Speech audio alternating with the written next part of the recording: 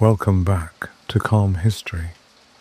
If you enjoy falling asleep with us, please take a moment to hit the subscribe button. It is a completely free way to support our quiet, independent channel. Tonight, we begin.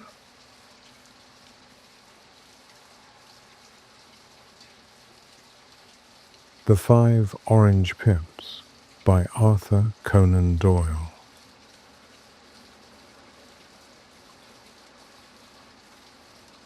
When I glance over my notes and records of the Sherlock Holmes cases between the years 82 and 90, I am faced by so many which present strange and interesting features that it is no easy matter to know which to choose and which to leave.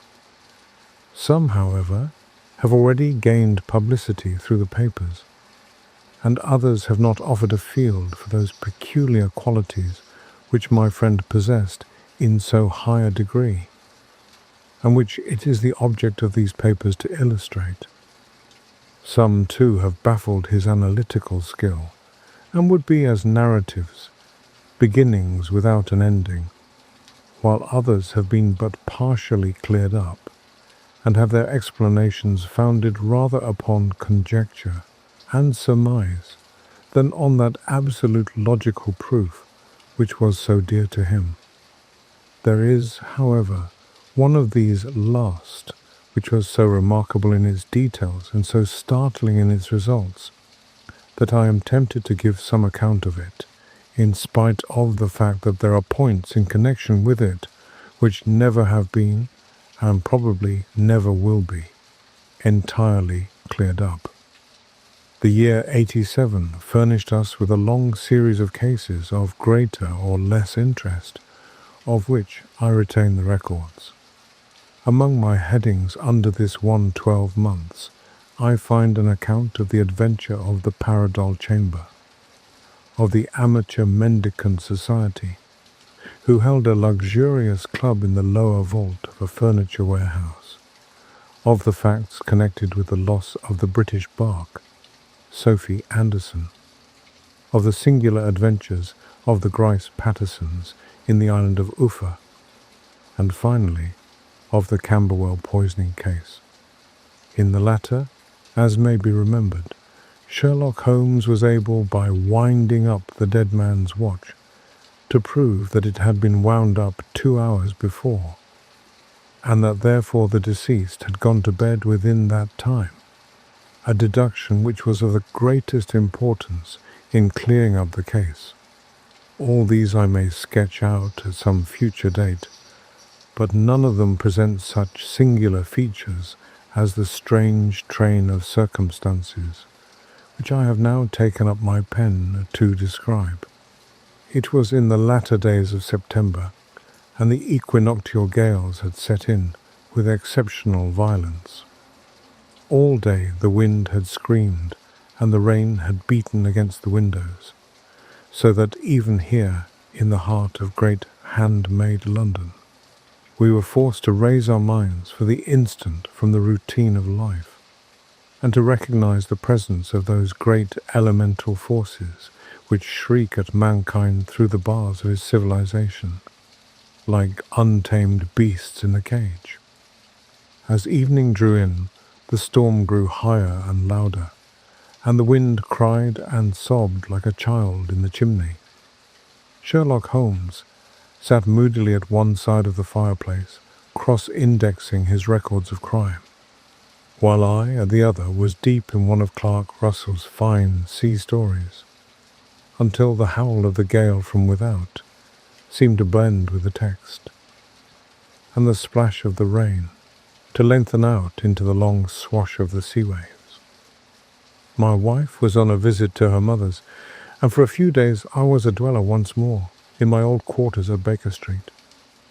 "Why?" said I, glancing up at my companion.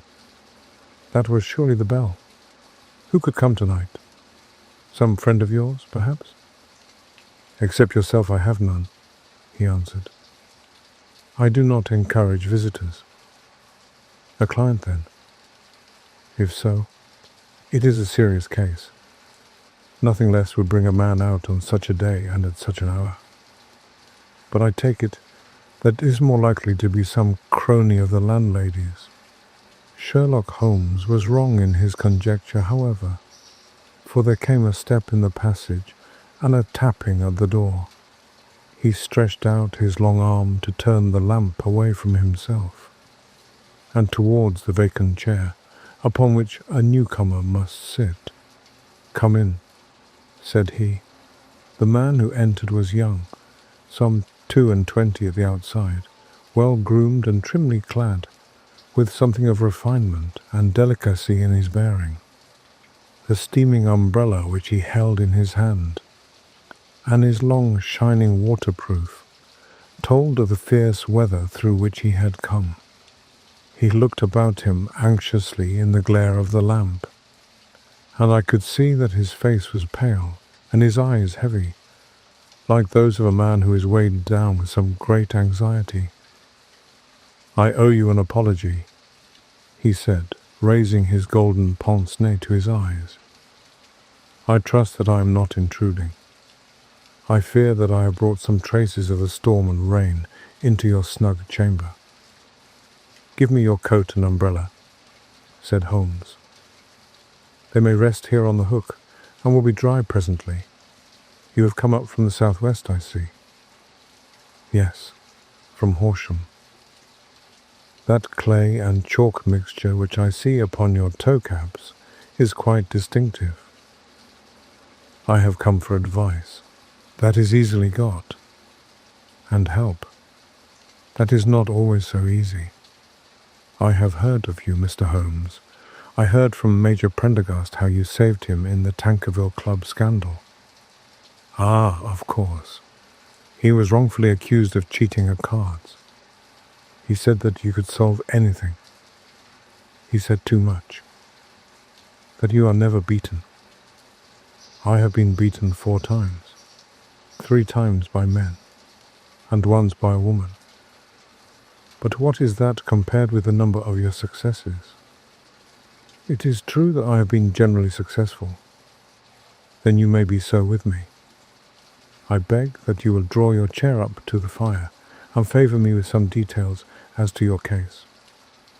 It is no ordinary one. None of those which come to me are. I am the last court of appeal. And yet I question, sir, whether, in all your experience, you have ever listened to a more mysterious and inexplicable chain of events than those which have happened in my own family." "You fill me with interest," said Holmes. "Pray give us the essential facts from the commencement, and I can afterwards question you as to those details which seem to me to be most important."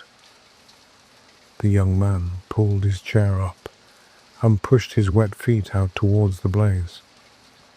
"My name," said he, "is John Openshaw, but my own affairs have, as far as I can understand it, little to do with this awful business. It is an hereditary matter.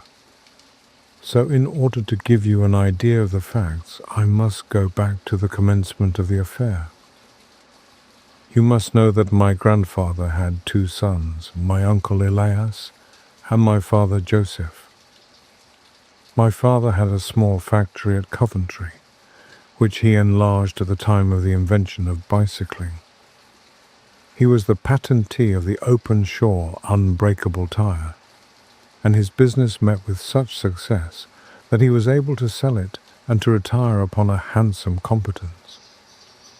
My uncle Elias emigrated to America when he was a young man and became a planter in Florida, where he was reported to have done very well. At the time of the war, he fought in Jackson's army, and afterwards under Hood, where he rose to be a colonel.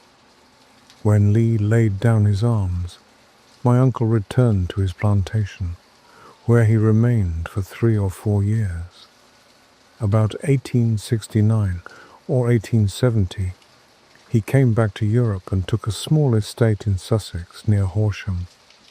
He had made a very considerable fortune in the States, and his reason for leaving them was his aversion to the Negroes. and his dislike of the Republican policy in extending the franchise to them. He was a singular man, fierce and quick-tempered, very foul-mouthed when he was angry, and of a most retiring disposition. During all the years that he lived at Horsham, I doubt if ever he set foot in the town.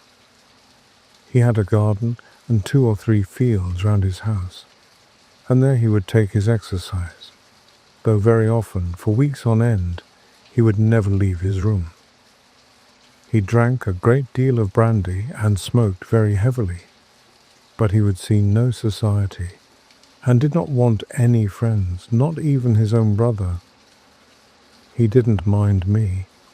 In fact, he took a fancy to me, for at the time when he saw me first I was a youngster of 12 or so. This would be in the year 1878, after he had been 8 or 9 years in England. He begged my father to let me live with him, and he was very kind to me in his way. When he was sober, he used to be fond of playing backgammon and draughts with me, and he would make me his representative both with the servants and with the tradespeople, so that by the time that I was 16, I was quite master of the house. I kept all the keys, and could go where I liked and do what I liked, so long as I did not disturb him in his privacy. There was one singular exception, however, for he had a single room, a lumber room up among the attics, which was invariably locked, and which he would never permit either me or anyone else to enter. With a boy's curiosity, I have peeped through the keyhole, but I was never able to see more than such a collection of old trunks and bundles as would be expected in such a room. One day, it was in March 1883, a letter with a foreign stamp lay upon the table in front of the Colonel's plate. It was not a common thing for him to receive letters, for his bills were all paid in ready money, and he had no friends of any sort. "From India," said he as he took it up. "Pondicherry postmark. What can this be?" Opening it hurriedly, out there jumped 5 little dried orange pips, which pattered down upon his plate. I began to laugh at this, but the laugh was struck from my lips at the sight of his face. His lip had fallen, his eyes were protruding, his skin the colour of putty, and he glared at the envelope, which he still held in his trembling hand. "K," he shrieked, and then, my God, my sins have overtaken me." "What is it, uncle?" I cried. "Death," said he, and rising from the table he retired to his room, leaving me palpitating with horror. I took up the envelope, and saw scrawled in red ink upon the inner flap, just above the gum, the letter K 3 times repeated. There was nothing else save the 5 dried pips. What could be the reason of his overpowering terror?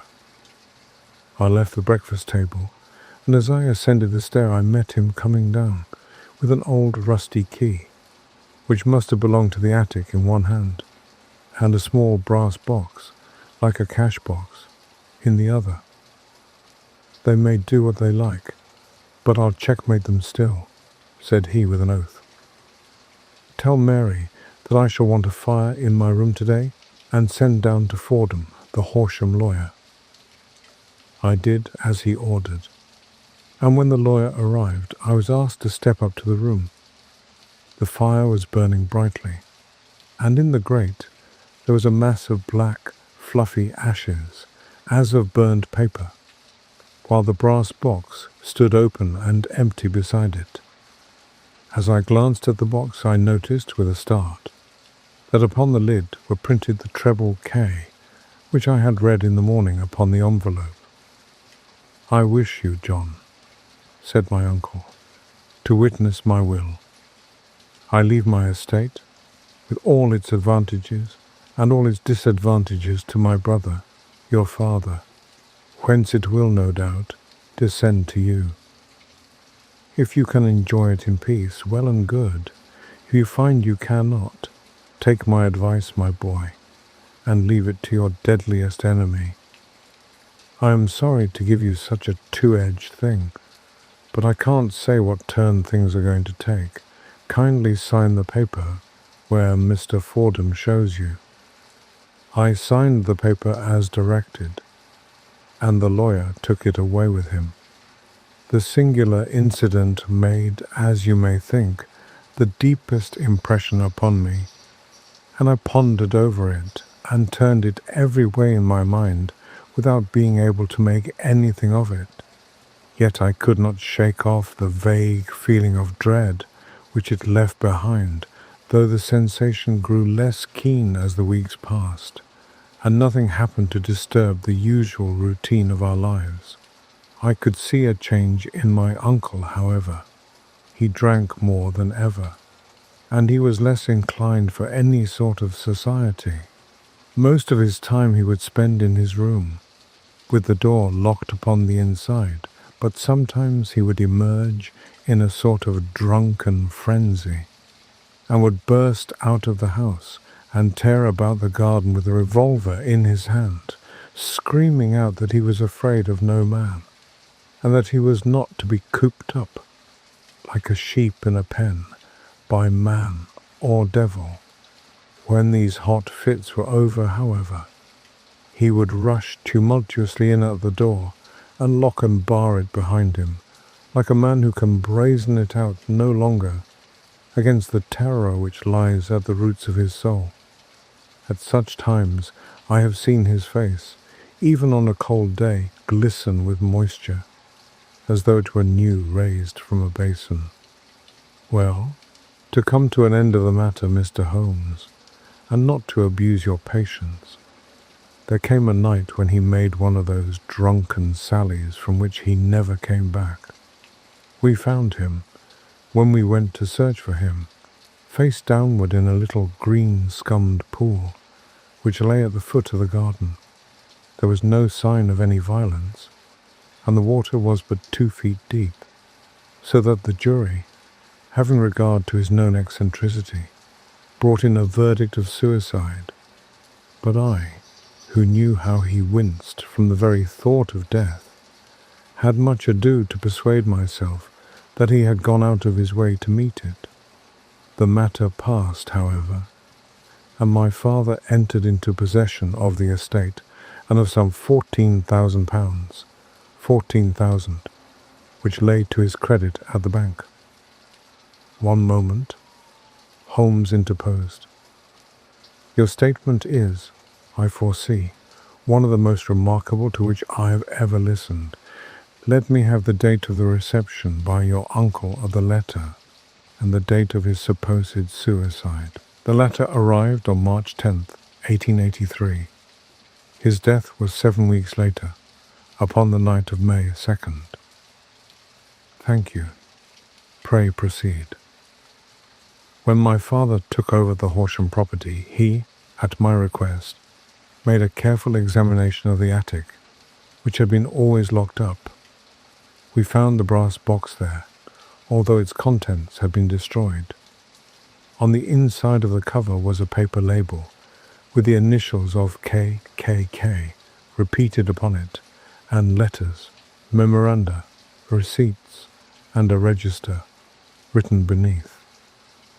These, we presume, indicated the nature of the papers which had been destroyed by Colonel Openshaw.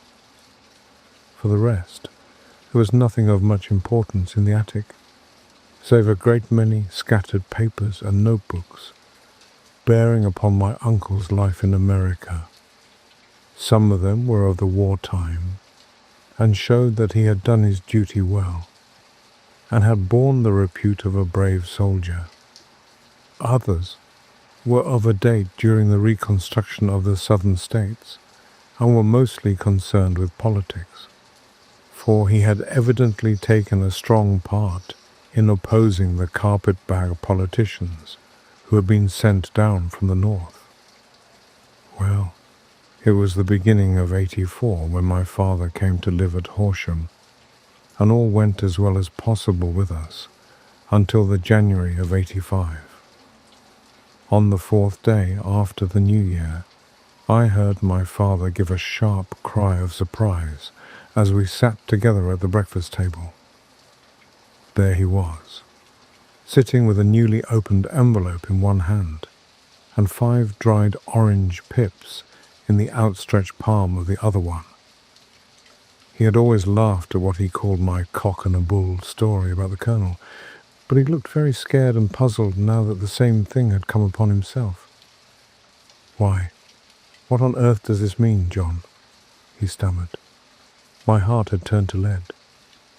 "It is KKKK," said I. He looked inside the envelope. "So it is," he cried. "Here are the very letters. But what is this written above them?" "Put the papers on the sundial," I read, peeping over his shoulder. "What papers? What sundial?" he asked. "The sundial in the garden. There is no other," said I. "But the papers must be those that are destroyed." "Pooh," said he, gripping hard at his courage. "We are in a civilized land here, and we can't have tomfoolery of this kind. Where does the thing come from?" "From Dundee," I answered, glancing at the postmark. "Some preposterous practical joke," said he. "What have I to do with sundials and papers? I shall take no notice of such nonsense." "I should certainly speak to the police," I said, "and be laughed at for my pains. Nothing of the sort." "Then let me do so?" "No, I forbid you. I won't have a fuss made about such nonsense." It was in vain to argue with him, for he was a very man. I went about, however, with a heart which was full of forebodings. On the 3rd day after the coming of the letter, my father went from home to visit an old friend of his, Major Freebody, who is in command of one of the forts upon Portsdown Hill. I was glad that he should go, for it seemed to me that he was farther from danger when he was away from home. In that, however, I was in error. Upon the 2nd day of his absence, I received a telegram from the Major, imploring me to come at once. My father had fallen over one of the deep chalk pits which abound in the neighbourhood, and was lying senseless, with a shattered skull. I hurried to him, but he passed away without having ever recovered his consciousness. He had, as it appears, been returning from Fareham in the twilight, and as the country was unknown to him, and the chalk pit unfenced, the jury had no hesitation in bringing in a verdict of death from accidental causes. Carefully as I examined every fact connected with his death, I was unable to find anything which could suggest the idea of murder. There were no signs of violence, no footmarks, no robbery, no record of strangers having been seen upon the roads. And yet, I need not tell you that my mind was far from at ease, and that I was well nigh certain that some foul plot had been woven round him. In this sinister way I came into my inheritance. You will ask me why I did not dispose of it. I answer, because I was well convinced that our troubles were in some way dependent upon an incident in my uncle's life, and that the danger would be as pressing in one house as in another. It was in January 85 that my poor father met his end, and 2 years and 8 months have elapsed since then. During that time, I have lived happily at Horsham, and I had begun to hope that this curse had passed away from the family, and that it had ended with the last generation. I had begun to take comfort too soon, however. Yesterday morning, the blow fell in the very shape in which it had come upon my father. The young man took from his waistcoat a crumpled envelope, and turning to the table, he shook out upon it 5 little dried orange pips. "This is the envelope," he continued. "The postmark is London, Eastern Division. Within are the very words which were upon my father's last message, KKK. and then put the papers on the sundial. "What have you done?" asked Holmes. "Nothing." "Nothing?" To tell the truth, he sank his face into his thin white hands. I have felt helpless. I have felt like one of those poor rabbits when the snake is writhing towards it. I seem to be in the grasp of some resistless, inexorable evil, which no foresight and no precautions can guard against. "Tut, tut," cried Sherlock Holmes. "You must act, man, or you are lost. Nothing but energy can save you. This is no time for despair. I have seen the police." "Ah." But they listened to my story with a smile. "I am convinced that the inspector has formed the opinion that the letters are all practical jokes, and that the deaths of my relations were really accidents, as the jury stated, and were not to be connected with the warnings." Holmes shook his clenched hands in the air. "Incredible imbecility," he cried.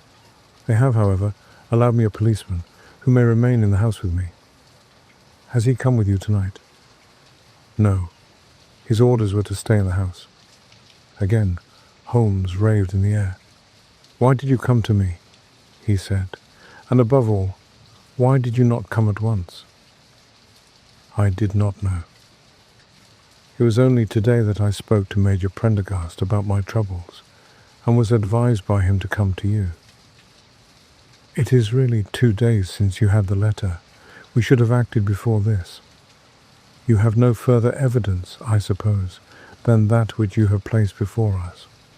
No suggestive detail which might help us." "There is one thing," said John Openshaw. He rummaged in his coat pocket, and drawing out a piece of discoloured, blue-tinted paper, he laid it out upon the table.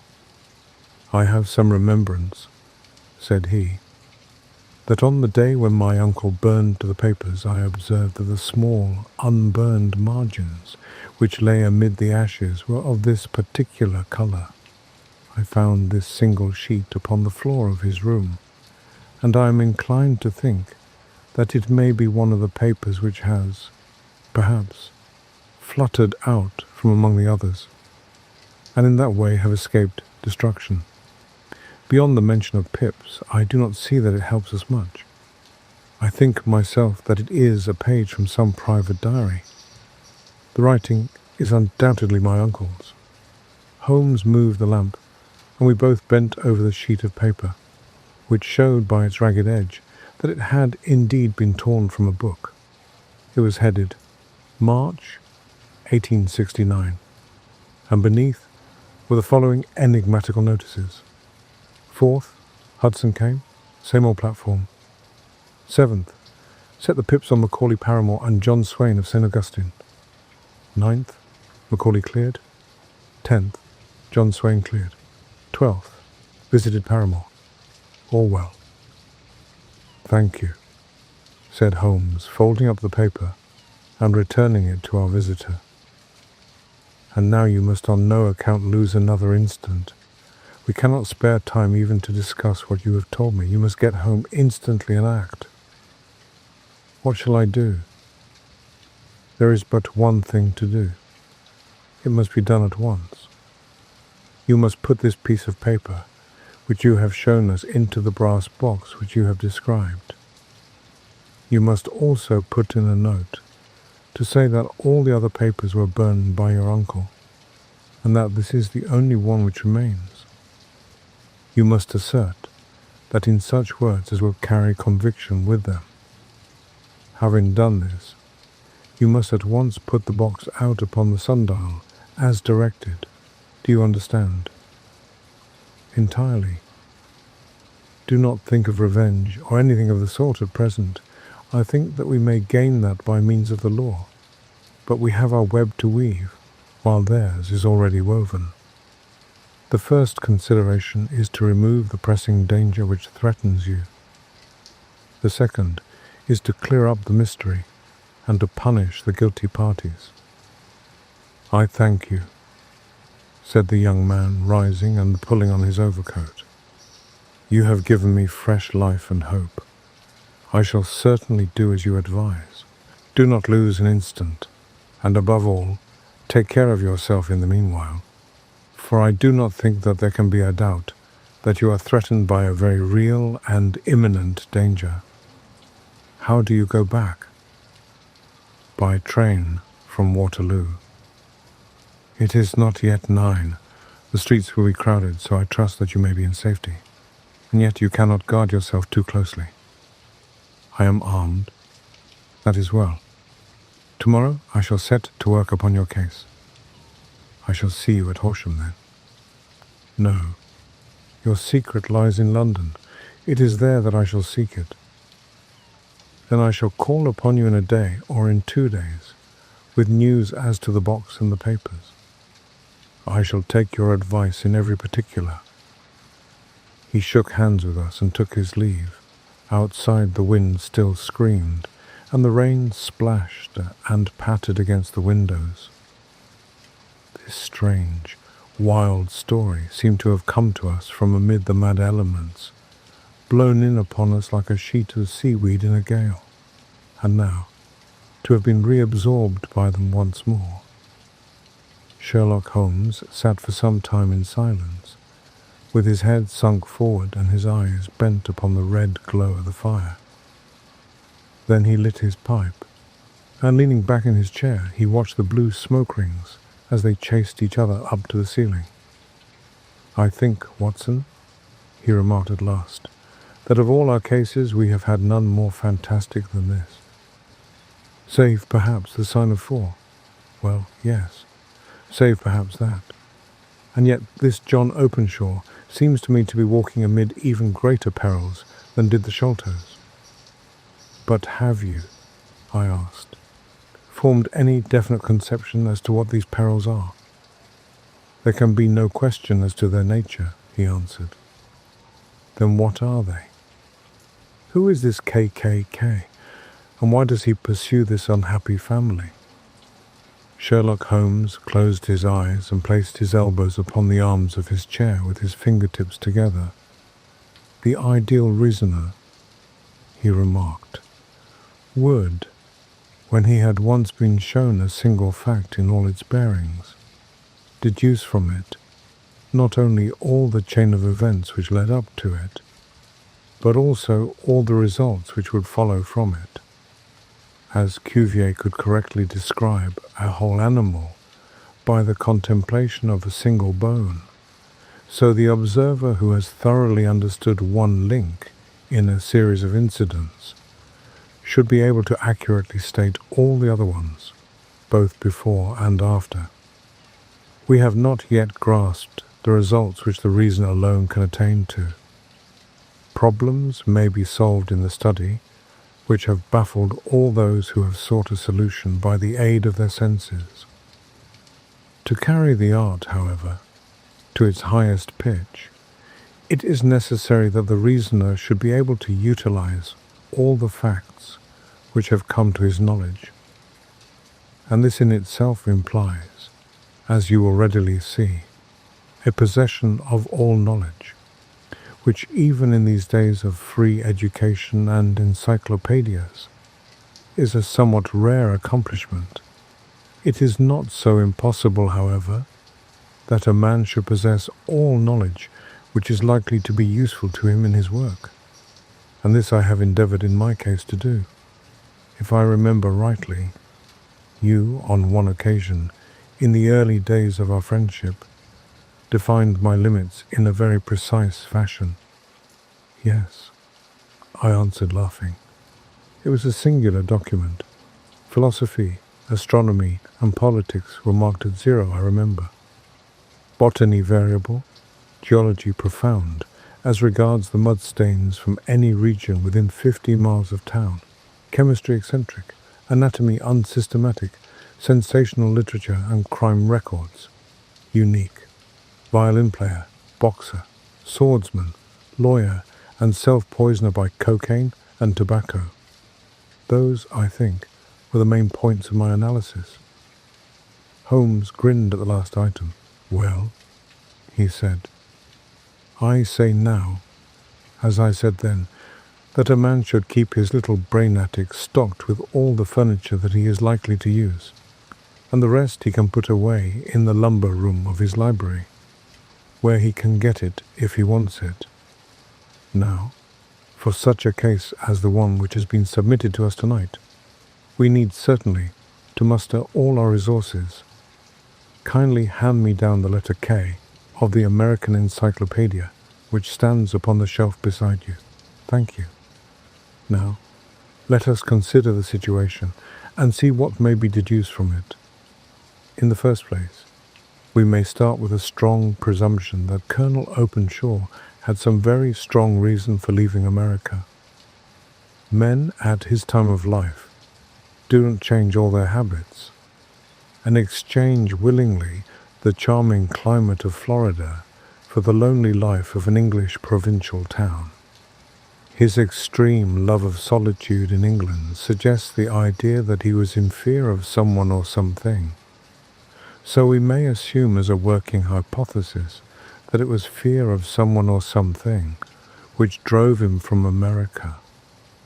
As to what it was he feared, we can only deduce that by considering the formidable letters which were received by himself and his successors. Did you remark the postmarks of those letters?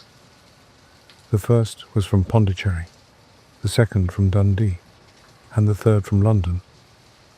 From East London. What do you deduce from that? They are all seaports, that the writer was on board of a ship. Excellent. We have already a clue. There can be no doubt that the probability, the strong probability, is that the writer was on board of a ship. And now, let us consider another point. In the case of Pondicherry, 7 weeks elapsed between the threat and its fulfillment. In Dundee, it was only some 3 or 4 days. Does that suggest anything? A greater distance to travel. But the letter had also a greater distance to come. Then I do not see the point. There is at least a presumption that the vessel in which the man or men are is a sailing ship. It looks as if they always sent their singular warning or token before them when starting upon their mission. You see how quickly the deed followed the sign when it came from Dundee. If they had come from Pondicherry in a steamer, they would have arrived almost as soon as their letter. But as a matter of fact, 7 weeks elapsed. I think that those 7 weeks represented the difference between the mail boat which brought the letter and the sailing vessel which brought the writer. It is possible. More than that, it is probable. And now you see the deadly urgency of this new case, and why I urged young Openshaw to caution. The blow has always fallen at the end of the time which it would take the senders to travel the distance. But this one comes from London, and therefore we cannot count upon delay. Good God, I cried. What can it mean, this relentless persecution? The papers which Openshaw carried are obviously of vital importance to the person or persons in the sailing ship. I think that it is quite clear that there must be more than one of them. A single man could not have carried out 2 deaths in such a way as to deceive a coroner's jury. There must have been several in it, and they must have been men of resource and determination. Their papers they mean to have, be the holder of them who it may. In this way, you see, KKK ceases to be the initials of an individual and becomes the badge of a society. But of what society? Have you never, said Sherlock Holmes, bending forward and sinking his voice, have you never heard of the Ku Klux Klan? I never have. Holmes turned over the leaves of the book upon his knee. Here it is, said he presently, Ku Klux Klan, a name derived from the fanciful resemblance to the sound produced by cocking a rifle. This terrible secret society was formed by some ex-Confederate soldiers in the southern states after the Civil War, and it rapidly formed local branches in different parts of the country, notably in Tennessee, Louisiana, the Carolinas, Georgia, and Florida. Its power was used for political purposes, principally for the terrorizing of the Negro voters, and the murdering and driving from the country of those who were opposed to its views. Its outrages were usually preceded by a warning sent to the marked man in some fantastic but generally recognized shape. A sprig of oak leaves in some parts, melon seeds, or orange pips in others. On receiving this, the victim might either openly abjure his former ways, or might fly from the country. If he braved the matter out, death would unfailingly come upon him, and usually in some strange and unforeseen manner. So perfect was the organization of the society, and so systematic its methods, that there is hardly a case upon record where any man succeeded in braving it with impunity, or in which any of its outrages were traced home to the perpetrators. For some years, the organization flourished, in spite of the efforts of the United States government and of the better classes of the community in the South. Eventually, in the year 1869, the movement rather suddenly collapsed, although there have been sporadic outbreaks of the same sort since that date. "You will observe," said Holmes, laying down the volume, "that the sudden breaking up of the society was coincident with the disappearance of Openshaw from America with their papers. It may well have been cause and effect. It is no wonder that he and his family have some of the more implacable spirits upon their track. You can understand that this register and diary may implicate some of the first men in the South, and that there may be many who will not sleep easy at night until it is recovered. Then the page we have seen is such as we might expect. It ran, if I remember right, sent the pips to A, B, and C. That is, sent the society's warning to them. Then there are successive entries that A and B cleared, or left the country, and finally that C was visited with, I fear, a sinister result for C. Well, I think, Doctor, that we may let some light into this dark place, and I believe that the only chance young Openshaw has, in the meantime, is to do what I have told him. There is nothing more to be said or to be done tonight, so hand me over my violin, and let us try to forget for half an hour the miserable weather and the still more miserable ways of our fellow men." It had cleared in the morning, and the sun was shining with a subdued brightness through the dim veil which hangs over the great city. Sherlock Holmes was already at breakfast when I came down.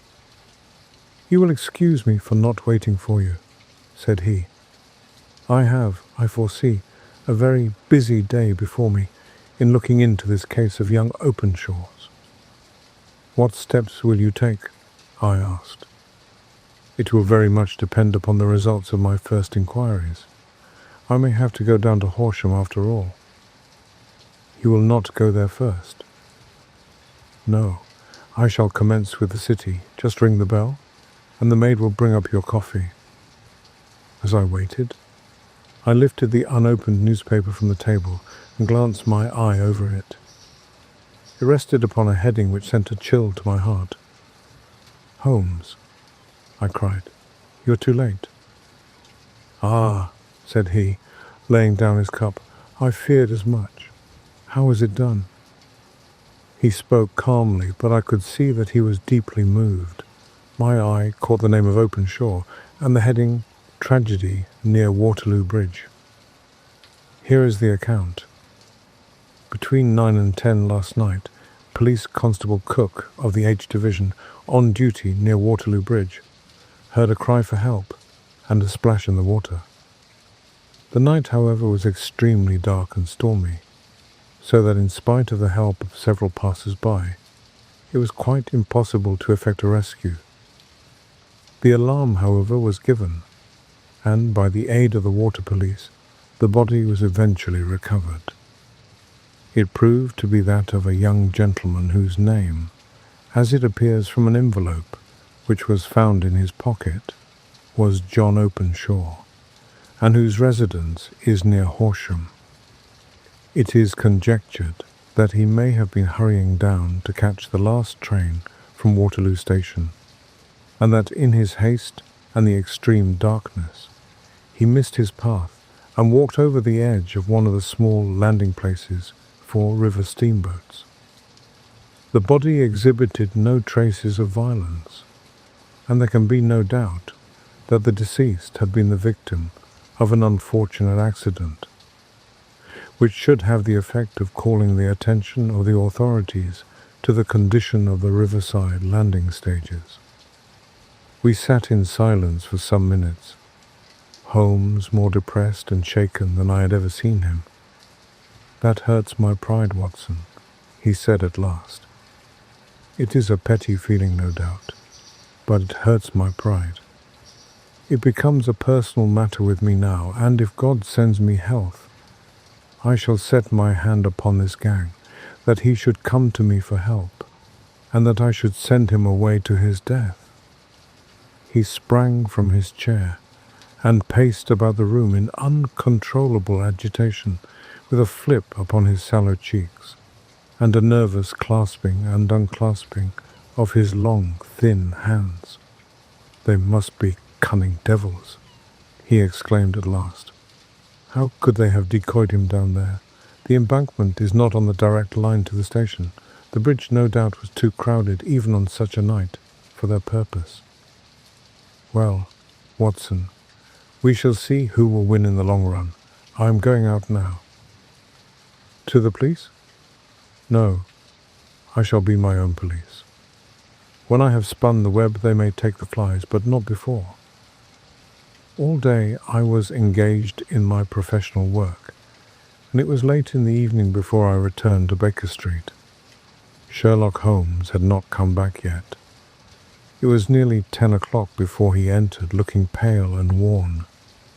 He walked up to the sideboard, and tearing a piece from the loaf, he devoured it voraciously, washing it down with a long draught of water. "You are hungry?" I remarked. "Starving. It had escaped my memory. I have had nothing since breakfast." "Nothing. Not a bite. I had no time to think of it." "And how have you succeeded?" "Well, you have a clue?" "I have them in the hollow of my hand. Young Openshaw shall not long remain unavenged. Why, Watson, let us put their own devilish trademark upon them. It is well thought of." "What do you mean?" He took an orange from the cupboard, and tearing it to pieces, he squeezed out the pips upon the table. Of these he took 5, and thrust them into an envelope. On the inside of the flap he wrote SH4JO. Then he sealed it, and addressed it to Captain James Calhoun, Bark Lone Star, Savannah, Georgia. "That will await him when he enters port," said he, chuckling. "It may give him a sleepless night. He will find it as sure a precursor of his fate as Openshaw did before him." "And who is this Captain Calhoun?" "The leader of the gang. I shall have the others, but he first." "How did you trace it, then?" He took a large sheet of paper from his pocket, all covered with dates and names. "I have spent the whole day," said he, "over Lloyd's registers and the files of the old papers, following the career of every vessel which touched at Pondicherry in January and February in '83. There were 36 ships of fair tonnage which were reported there during those months. Of these, one, the Lone Star, instantly attracted my attention, since, although it was reported as having cleared from London, the name is, that which is given to one of the states of the Union. Texas, I think. I was not, and am not sure which, but I knew that the ship must have an American origin. What then? I searched the Dundee records, and when I found that the bark Lone Star was there in January 85, my suspicion became a certainty. I then inquired as to the vessels which lay at present in the port of London. Yes, the Lone Star had arrived here last week. I went down to the Albert Dock and found that she had been taken down the river by the early tide this morning, homeward bound to Savannah. I wired to Gravesend and learned that she had passed some time ago, and as the wind is easterly, I have no doubt that she is now past the Goodwins, and not very far from the Isle of Wight. What will you do then? Oh, I have my hand upon him. He and the two mates are, as I learn, the only native-born Americans in the ship. The others are Finns and Germans. I know, also, that they were all three away from the ship last night. I had it from the stevedore who has been loading their cargo. By the time that their sailing ship reaches Savannah, the mailboat will have carried this letter, and the cable will have informed the police of Savannah that these three gentlemen are badly wanted here upon a charge of murder. There is ever a flaw, however, in the best laid of human plans, and the murderers of John Openshaw were never to receive the orange pips, which would show them that another, as cunning and as resolute as themselves, was upon their track. Very long and very severe were the equinoctial gales that year. We waited long for news of the Lone Star of Savannah, but none ever reached us. We did at last hear that somewhere far out in the Atlantic a shattered stern post of a boat was seen swinging in the trough of a wave, with the letters L.S. carved upon it, and that is all which we shall ever know of the fate of the Lone Star.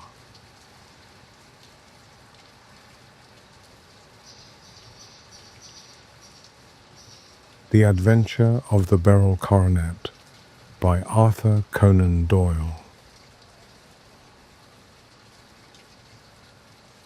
Holmes, said I, as I stood one morning in our bow window looking down the street, here is a madman coming along. It seems rather sad that his relatives should allow him to come out alone. My friend rose lazily from his armchair and stood with his hands in the pockets of his dressing gown, looking over my shoulder. It was a bright, crisp February morning, and the snow of the day before still lay deep upon the ground, shimmering brightly in the wintry sun. Down the centre of Baker Street, it had been ploughed into a brown, crumbly band by the traffic, but at either side and on the heaped-up edges of the footpaths, it still lay as white as when it fell.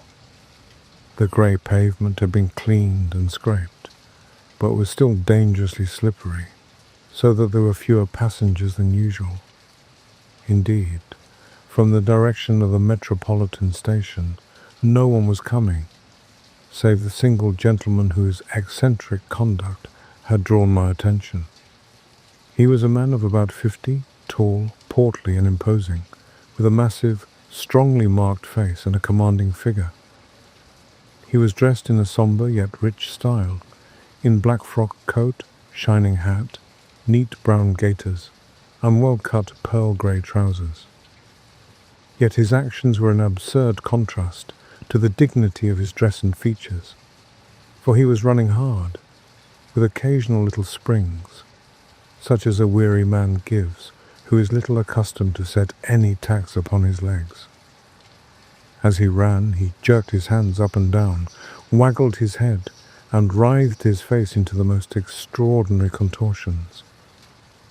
"What on earth can be the matter with him?" I asked. "He is looking up at the numbers of the houses. I believe that he is coming here, said Holmes, rubbing his hands. Here? Yes. I rather think he is coming to consult me professionally. I think that I recognize the symptoms. Ha! Did I not tell you?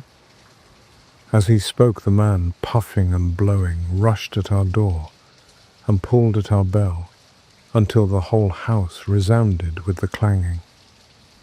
A few moments later, he was in our room, still puffing, still gesticulating, but with so fixed a look of grief and despair in his eyes that our smiles were turned in an instant to horror and pity.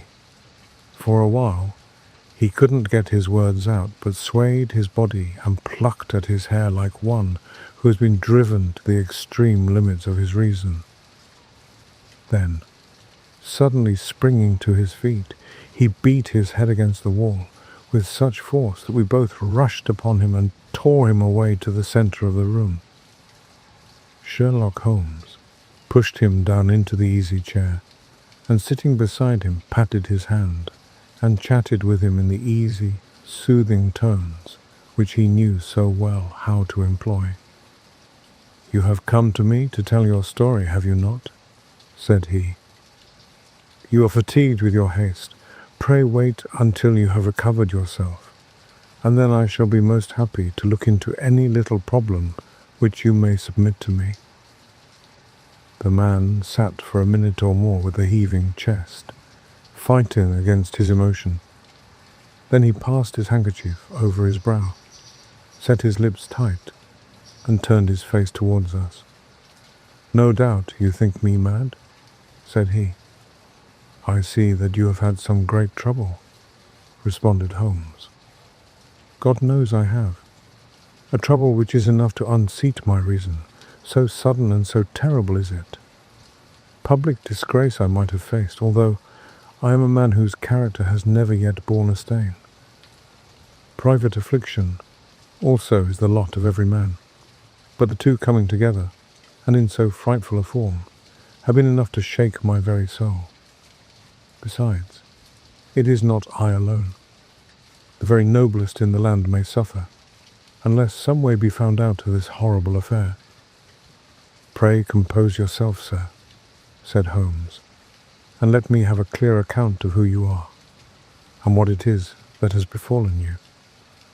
"My name," answered our visitor, "is probably familiar to your ears. I am Alexander Holder, of the banking firm of Holder and Stevenson, of Threadneedle Street." The name was indeed well known to us as belonging to the senior partner in the second largest private banking concern in the City of London. What could have happened then to bring one of the foremost citizens of London to this most pitiable pass? We waited, all curiosity, until with another effort he braced himself to tell his story. "I feel that time is of value," said he. "That is why I hastened here when the police inspector suggested that I should secure your cooperation. I came to Baker Street by the Underground and hurried from there on foot, for the cabs go slowly through the snow. That is why I was so out of breath, for I am a man who takes very little exercise. I feel better now, and I will put the facts before you as shortly and yet as clearly as I can. It is, of course, well known to you that in a successful banking business as much depends upon our being able to find remunerative investments for our funds, as upon our increasing our connection and the number of our depositors. One of our most lucrative means of laying out money is in the shape of loans, where the security is unimpeachable. We have done a good deal in this direction during the last few years, and there are many noble families to whom we have advanced large sums upon the security of their pictures, libraries, or plate. Yesterday morning, I was seated in my office at the bank when a card was brought in to me by one of the clerks.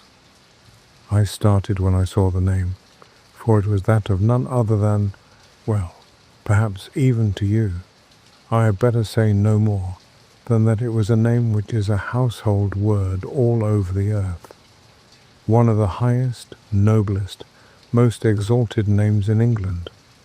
I was overwhelmed by the honour, and attempted when he entered to say so, but he plunged at once into business with the air of a man who wishes to hurry quickly through a disagreeable task. "Mr. Holder," said he, "I have been informed that you are in the habit of advancing money." "The firm do so when the security is good," I answered. "It is absolutely essential to me," said he, "that I should have £50,000 at once. I could, of course, borrow so trifling a sum 10 times over from my friends, but I much prefer to make it a matter of business, and to carry out that business myself. In my position, you can readily understand that it is unwise to place one's self under obligations." "For how long, may I ask, do you want this sum?" I asked. "Next Monday I have a large sum due to me, and I shall then most certainly repay what you advance, with whatever interest you think it right to charge. But it is very essential to me that the money should be paid at once." "I should be happy to advance it without further parley from my own private purse," said I, "were it not that the strain would be rather more than it could bear.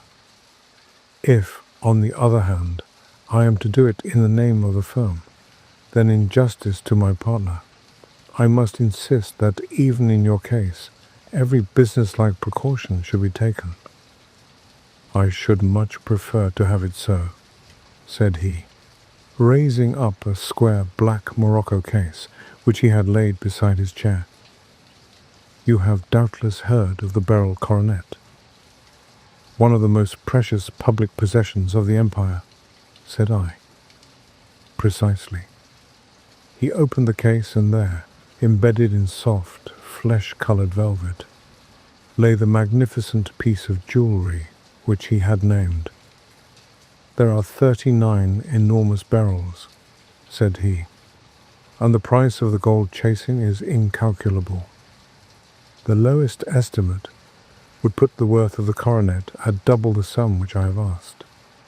I am prepared to leave it with you as my security."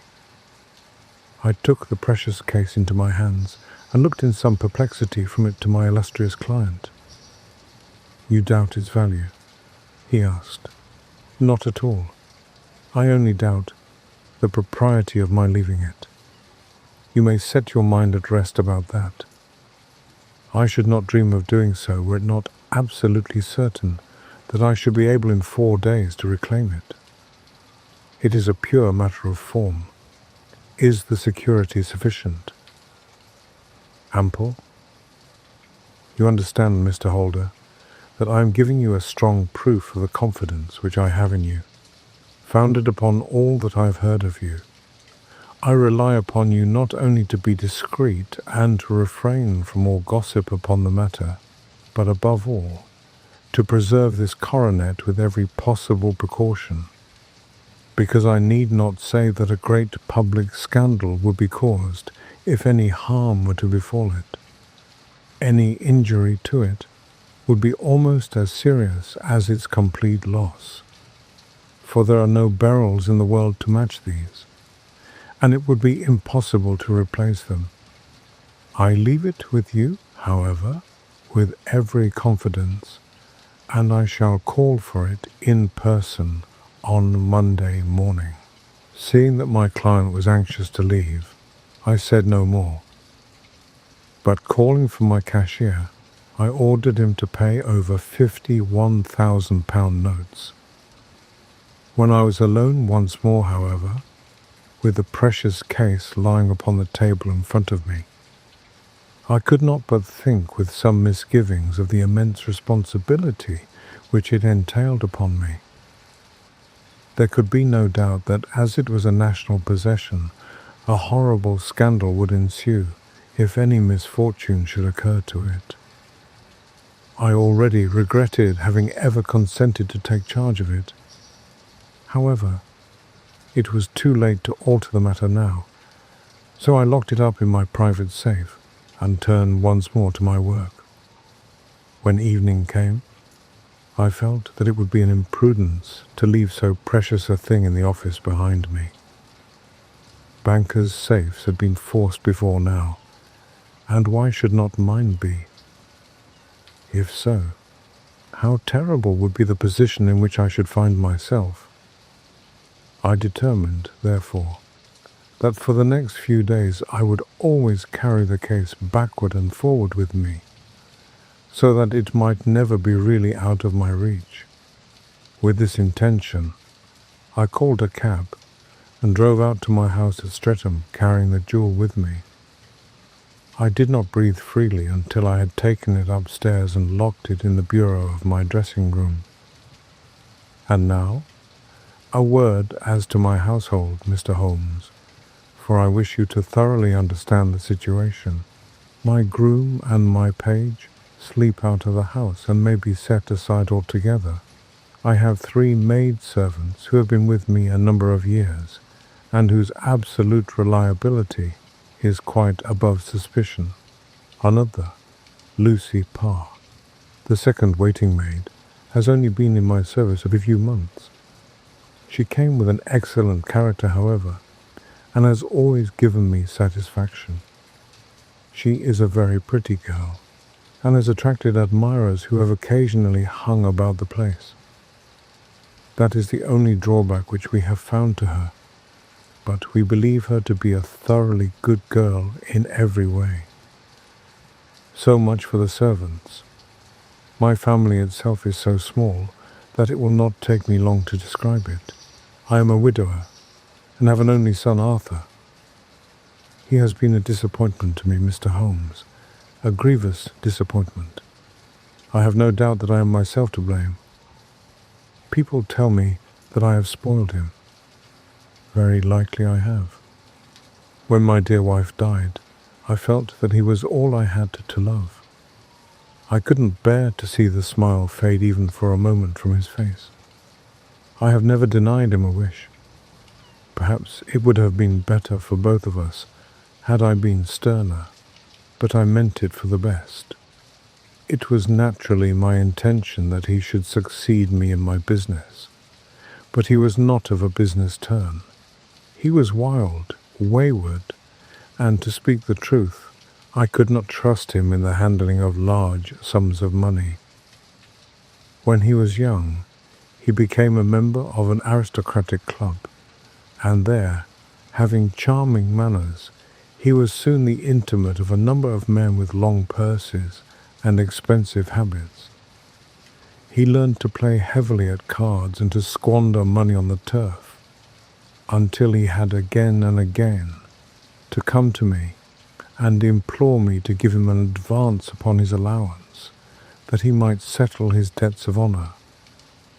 He tried more than once to break away from the dangerous company which he was keeping, but each time the influence of his friend Sir George Burnwell was enough to draw him back again. And, indeed, I could not wonder that such a man as Sir George Burnwell should gain an influence over him, for he has frequently brought him to my house, and I have found myself that I could hardly resist the fascination of his manner. He is older than Arthur, a man of the world to his fingertips, one who had been everywhere, seen everything, a brilliant talker, and a man of great personal beauty. Yet when I think of him in cold blood, far away from the glamour of his presence, I am convinced from his cynical speech and the look which I have caught in his eyes, that he is one who should be deeply distrusted. So I think, and so too thinks my little Mary, who has a woman's quick insight into character. And now there is only she to be described. She is my niece. But when my brother died 5 years ago, and left her alone in the world, I adopted her. and have looked upon her ever since as my daughter. She is a sunbeam in my house, sweet, loving, beautiful, a wonderful manager and housekeeper, yet as tender and quiet and gentle as a woman could be. She is my right hand. I do not know what I could do without her. In only one matter has she ever gone against my wishes. Twice my boy has asked her to marry him, for he loves her devotedly, but each time she has refused him. I think that if anyone could have drawn him into the right path, it would have been she, and that his marriage might have changed his whole life. But now, alas, it is too late, forever too late. Now, Mr. Holmes, you know the people who live under my roof, and I shall continue with my miserable story. When we were taking coffee in the drawing room that night after dinner, I told Arthur and Mary my experience, and of the precious treasure which we had under our roof, suppressing only the name of my client. Lucy Parr, who had brought in the coffee, had, I am sure, left the room, but I cannot swear that the door was closed. Mary and Arthur were much interested, and wished to see the famous coronet, but I thought it better not to disturb it. "Where have you put it?" asked Arthur. "In my own bureau?" "Well, I hope to goodness the house won't be burgled during the night," said he. "It is locked up," I answered. "Oh, any old key will fit that bureau. When I was a youngster, I have opened it myself with the key of the box-room cupboard." He often had a wild way of talking, so that I thought little of what he said. He followed me to my room, however, that night with a very grave face. "Look here, Dad," said he, with his eyes cast down. "Can you let me have £200? "No, I cannot," I answered sharply. "I have been far too generous with you in money matters." "You have been very kind," said he, "but I must have this money, or else I can never show my face inside the club again." "And a very good thing too," I cried. "Yes, but you would not have me leave it a dishonored man," said he. "I could not bear the disgrace. I must raise the money in some way, and if you will not let me have it, then I must try other means." I was very angry, for this was the third demand during the month. "You shall not have a farthing from me," I cried, on which he bowed and left the room without another word. When he was gone, I unlocked my bureau, made sure that my treasure was safe, and locked it again. Then I started to go round the house to see that all was secure, a duty which I usually leave to Mary, but which I thought it well to perform myself that night. As I came down the stairs, I saw Mary herself at the side window of the hall, which she closed and fastened as I approached. "Tell me, Dad," said she, looking, I thought, a little disturbed. "Did you give Lucy, the maid, leave to go out tonight?" "Certainly not. She came in just now by the back door. I have no doubt that she has only been to the side gate to see someone, but I think that it is hardly safe and should be stopped. You must speak to her in the morning, or I will, if you prefer it. Are you sure that everything is fastened?" "Quite sure, Dad." "Then, good night." I kissed her, and went up to my bedroom again, where I was soon asleep.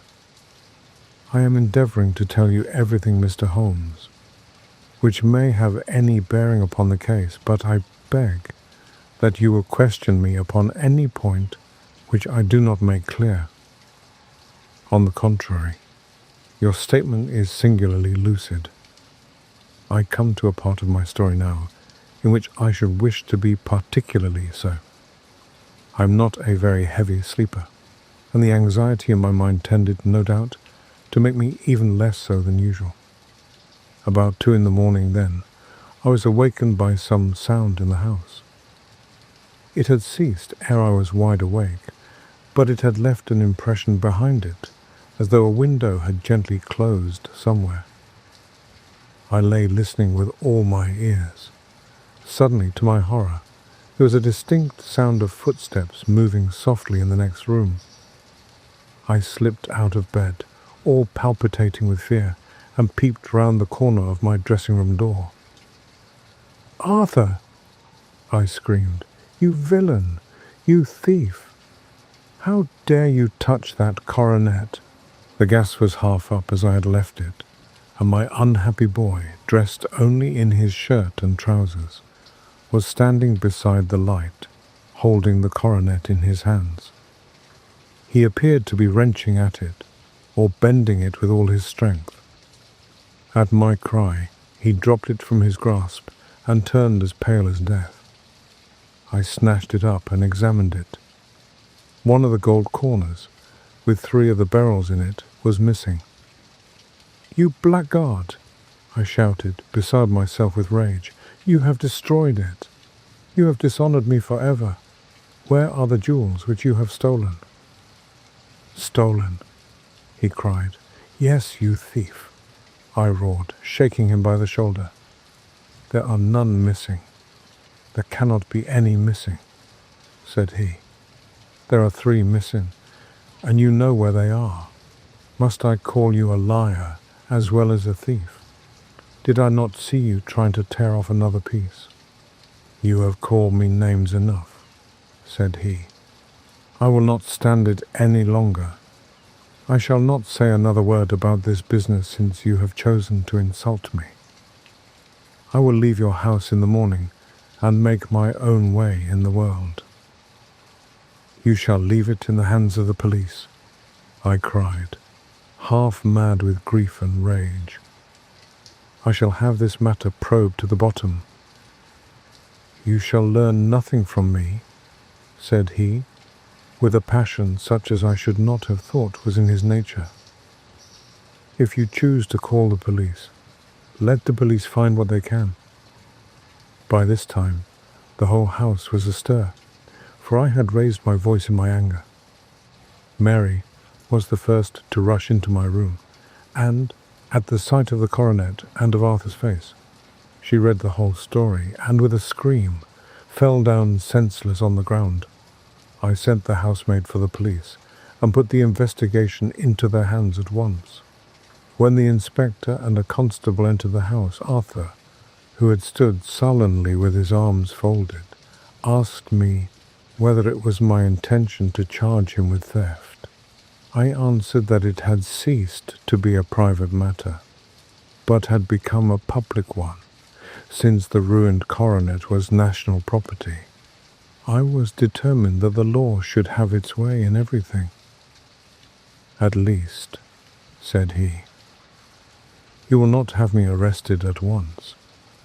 It would be to your advantage as well as mine if I might leave the house for 5 minutes. That you may get away, or perhaps that you may conceal what you have stolen," said I. And then, realizing the dreadful position in which I was placed, I implored him to remember that not only my honor, but that of one who was far greater than I was at stake, and that he threatened to raise a scandal which would convulse the nation. He might avert it all, if he would but tell me what he had done with the 3 missing stones. "You may as well face the matter," said I. "You have been caught in the act, and no confession could make your guilt more heinous. If you but make such reparation as is in your power, by telling us where the beryls are, all shall be forgiven and forgotten." "Keep your forgiveness for those who ask for it," he answered, turning away from me with a sneer. I saw that he was too hardened for any words of mine to influence him. There was but one way for it. I called in the inspector and gave him into custody. A search was made at once, not only of his person, but of his room, and of every portion of the house where he could possibly have concealed the gems. but no trace of them could be found, nor would the wretched boy open his mouth for all our persuasions and our threats. This morning he was removed to a cell, and I, after going through all the police formalities, have hurried round to you to implore you to use your skill in unravelling the matter. The police have openly confessed that they can at present make nothing of it. You may go to any expense which you think necessary. I have already offered a reward of £1,000. My God, what shall I do? I have lost my honour, my gems, and my son in one night. Oh, what shall I do? He put a hand on either side of his head and rocked himself to and fro, droning to himself like a child whose grief has got beyond words. Sherlock Holmes sat silent for some few minutes, with his brows knitted and his eyes fixed upon the fire. "Do you receive much company?" he asked. "None, save my partner with his family, and an occasional friend of Arthur's. Sir George Burnwell has been several times lately. No one else, I think. Do you go out much in society?" "Arthur does. Mary and I stay at home. We neither of us care for it." "That is unusual in a young girl." "She is of a quiet nature. Besides, she is not so very young. She is 24. This matter, from what you say, seems to have been a shock to her also." "Terrible. She is even more affected than I." "You have neither of you any doubt as to your son's guilt?" "How can we have, when I saw him with my own eyes, with the coronet in his hands?" "I hardly consider that a conclusive proof. Was the remainder of the coronet at all injured?" "Yes, it was twisted." "Do you not think, then, that he might have been trying to straighten it?" "God bless you. You are doing what you can for him and for me. But it is too heavy a task. What was he doing there at all? If his purpose were innocent, why did he not say so?" "Precisely. And if it were guilty, why did he not invent a lie? His silence appears to me to cut both ways. There are several singular points about the case. What did the police think of the noise which awoke you from your sleep?" "They considered that it might be caused by Arthur's closing his bedroom door. A likely story. As if a man bent on felony would slam his door so as to wake a household. What did they say, then, of the disappearance of these gems?" "They are still sounding the planking and probing the furniture in the hope of finding them." "Have they thought of looking outside the house?" "Yes. They have shown extraordinary energy. The whole garden has already been minutely examined." "Now, my dear sir," said Holmes, "is it not obvious to you now that this matter really strikes very much deeper than either you or the police were at first inclined to think? It appeared to you to be a simple case. To me, it seems exceedingly complex. Consider what is involved by your theory. You suppose that your son came down from his bed, went, at great risk, to your dressing room, opened your bureau, took out your coronet, broke off by main force a small portion of it, went off to some other place, concealed 3 gems out of the 39, with such skill that nobody can find them, and then returned with the other 36 into the room in which he exposed himself to the greatest danger of being discovered. I ask you now, is such a theory tenable?" "But what other is there?" cried the banker with a gesture of despair. "If his motives were innocent, why does he not explain them?" "It is our task to find that out," replied Holmes. "So now, if you please, Mr. Holder, we will set off for Streatham together, and devote an hour to glancing a little more closely into details. My friend insisted upon my accompanying them in their expedition, which I was eager enough to do, for my curiosity and sympathy were deeply stirred by the story to which we had listened. I confess that the guilt of the banker's son appeared to me to be as obvious as it did to his unhappy father. But still, I had such faith in Holmes's judgment that I felt that there must be some grounds for hope as long as he was dissatisfied with the accepted explanation. He hardly spoke a word the whole way out to the southern suburb, but sat with his hat drawn over his eyes, sunk in the deepest thought.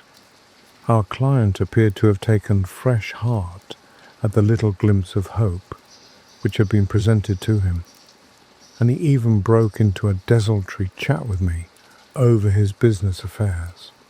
A short railway journey and a shorter walk brought us to Fairbank, the modest residence of the great financier. Fairbank was a good-sized square house of white stone, standing back a little from the road. A double carriage sweep with a snow-clad lawn stretched down in front to two large iron gates which closed the entrance. On the right side was a small wooden thicket which led into a narrow path between two neat hedges stretching from the road to the kitchen door and forming the tradesman's entrance. On the left ran a lane which led to the stables, and was not itself within the grounds at all, being a public, though little used, thoroughfare. Holmes left us standing at the door, and walked slowly all round the house, across the front, down the tradesman's path, and so round by the garden behind, into the stable lane. So long was he, that Mr. Holder and I went into the dining room and waited by the fire until he should return. We were sitting there in silence when the door opened and a young lady came in. She was rather above the middle height, slim, with dark hair and eyes, which seemed the darker against the absolute pallor of her skin. I do not think that I have ever seen such deadly paleness in a woman's face. Her lips, too, were bloodless, but her eyes were flushed with crying. As she swept silently into the room, she impressed me with a greater sense of grief than the banker had done in the morning, and it was the more striking in her as she was evidently a woman of strong character, with immense capacity for self-restraint. Disregarding my presence, she went straight to her uncle and passed her hand over his head with a sweet, womanly caress. "You have given orders that Arthur should be liberated, have you not, Dad?" she asked. No, my girl. The matter must be probed to the bottom. But I am so sure that he is innocent. You know what women's instincts are. I know that he has done no harm, and that you will be sorry for having acted so harshly. Why is he silent then, if he is innocent? Who knows? Perhaps because he was so angry that you should suspect him. How could I help suspecting him when I actually saw him with the coronet in his hand? Oh, but he had only picked it up to look at it. Oh, do take my word for it that he is innocent. Let the matter drop and say no more. It is so dreadful to think of our dear Arthur in prison. I shall never let it drop until the gems are found. Never, Mary. Your affection for Arthur blinds you as to the awful consequences to me. Far from hushing the thing up, I have brought a gentleman down from London to inquire more deeply into it. This gentleman? She asked, facing round to me. No, his friend. He wished us to leave him alone. He is round in the stable lane now. The stable lane? She raised her dark eyebrows. What can he hope to find there? Ah, this, I suppose, is he. I trust, sir, that you will succeed in proving what I feel sure is the truth, that my cousin Arthur is innocent of this crime. I fully share your opinion, and I trust with you that we may prove it, returned Holmes, going back to the mat to knock the snow from his shoes. I believe I have the honour of addressing Miss Mary Holder. Might I ask you a question or two? Pray do, sir, if it may help to clear this horrible affair up. You heard nothing yourself last night? Nothing, until my uncle here began to speak loudly. I heard that, and I came down. You shut up the windows and doors the night before. Did you fasten all the windows? Yes? Were they all fastened this morning? Yes. You have a maid who has a sweetheart. I think that you remarked to your uncle last night that she had been out to see him. Yes. And she was the girl who waited in the drawing room, and who may have heard uncle's remarks about the coronet. I see. You infer that she may have gone out to tell her sweetheart, and that the two may have planned the robbery. But what is the good of all these vague theories? Cried the banker impatiently, when I have told you that I saw Arthur with the coronet in his hands. Wait a little, Mr. Holder. We must come back to that. About this girl, Miss Holder. You saw her return by the kitchen door, I presume? Yes. When I went to see if the door was fastened for the night, I met her slipping in. I saw the man, too, in the gloom. Do you know him? Oh, yes. He is the greengrocer who brings our vegetables round. His name is Francis Prosper. He stood, said Holmes, to the left of the door, that is to say, farther up the path than is necessary to reach the door. Yes, he did. And he is a man with a wooden leg. Something like fear sprang up in the young lady's expressive black eyes. Why, you are like a magician, said she. How do you know that? She smiled, but there was no answering smile in Holmes's thin, eager face. I should be very glad now to go upstairs, said he. I shall probably wish to go over the outside of the house again. Perhaps I had better take a look at the lower windows before I go up. He walked swiftly round from one to the other, pausing only at the large one which looked from the hall onto the stable lane.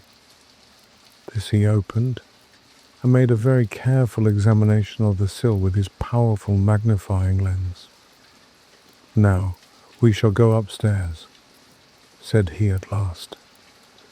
The banker's dressing-room was a plainly furnished little chamber, with a grey carpet, a large bureau, and a long mirror. Holmes went to the bureau first and looked hard at the lock. Which key was used to open it? He asked. That which my son himself indicated, that of the cupboard of the lumber room. Have you it here? That is it on the dressing table. Sherlock Holmes took it up and opened the bureau. It is a noiseless lock, said he. It's no wonder that it did not wake you. This case, I presume, contains the coronet. We must have a look at it. He opened the case, and taking out the diadem, he laid it upon the table. It was a magnificent specimen of the jeweller's art, and the 36 stones were the finest that I have ever seen. At one side of the coronet was a cracked edge, where a corner holding 3 gems had been torn away. Now, Mr. Holder, said Holmes, here is the corner, which corresponds to that which has been so unfortunately lost. Might I beg that you will break it off? The banker recoiled in horror. I should not dream of trying, said he. Then I will. Holmes suddenly bent his strength upon it, but without result. I feel it give a little, said he, but though I am exceptionally strong in the fingers, it would take me all my time to break it. An ordinary man could not do it.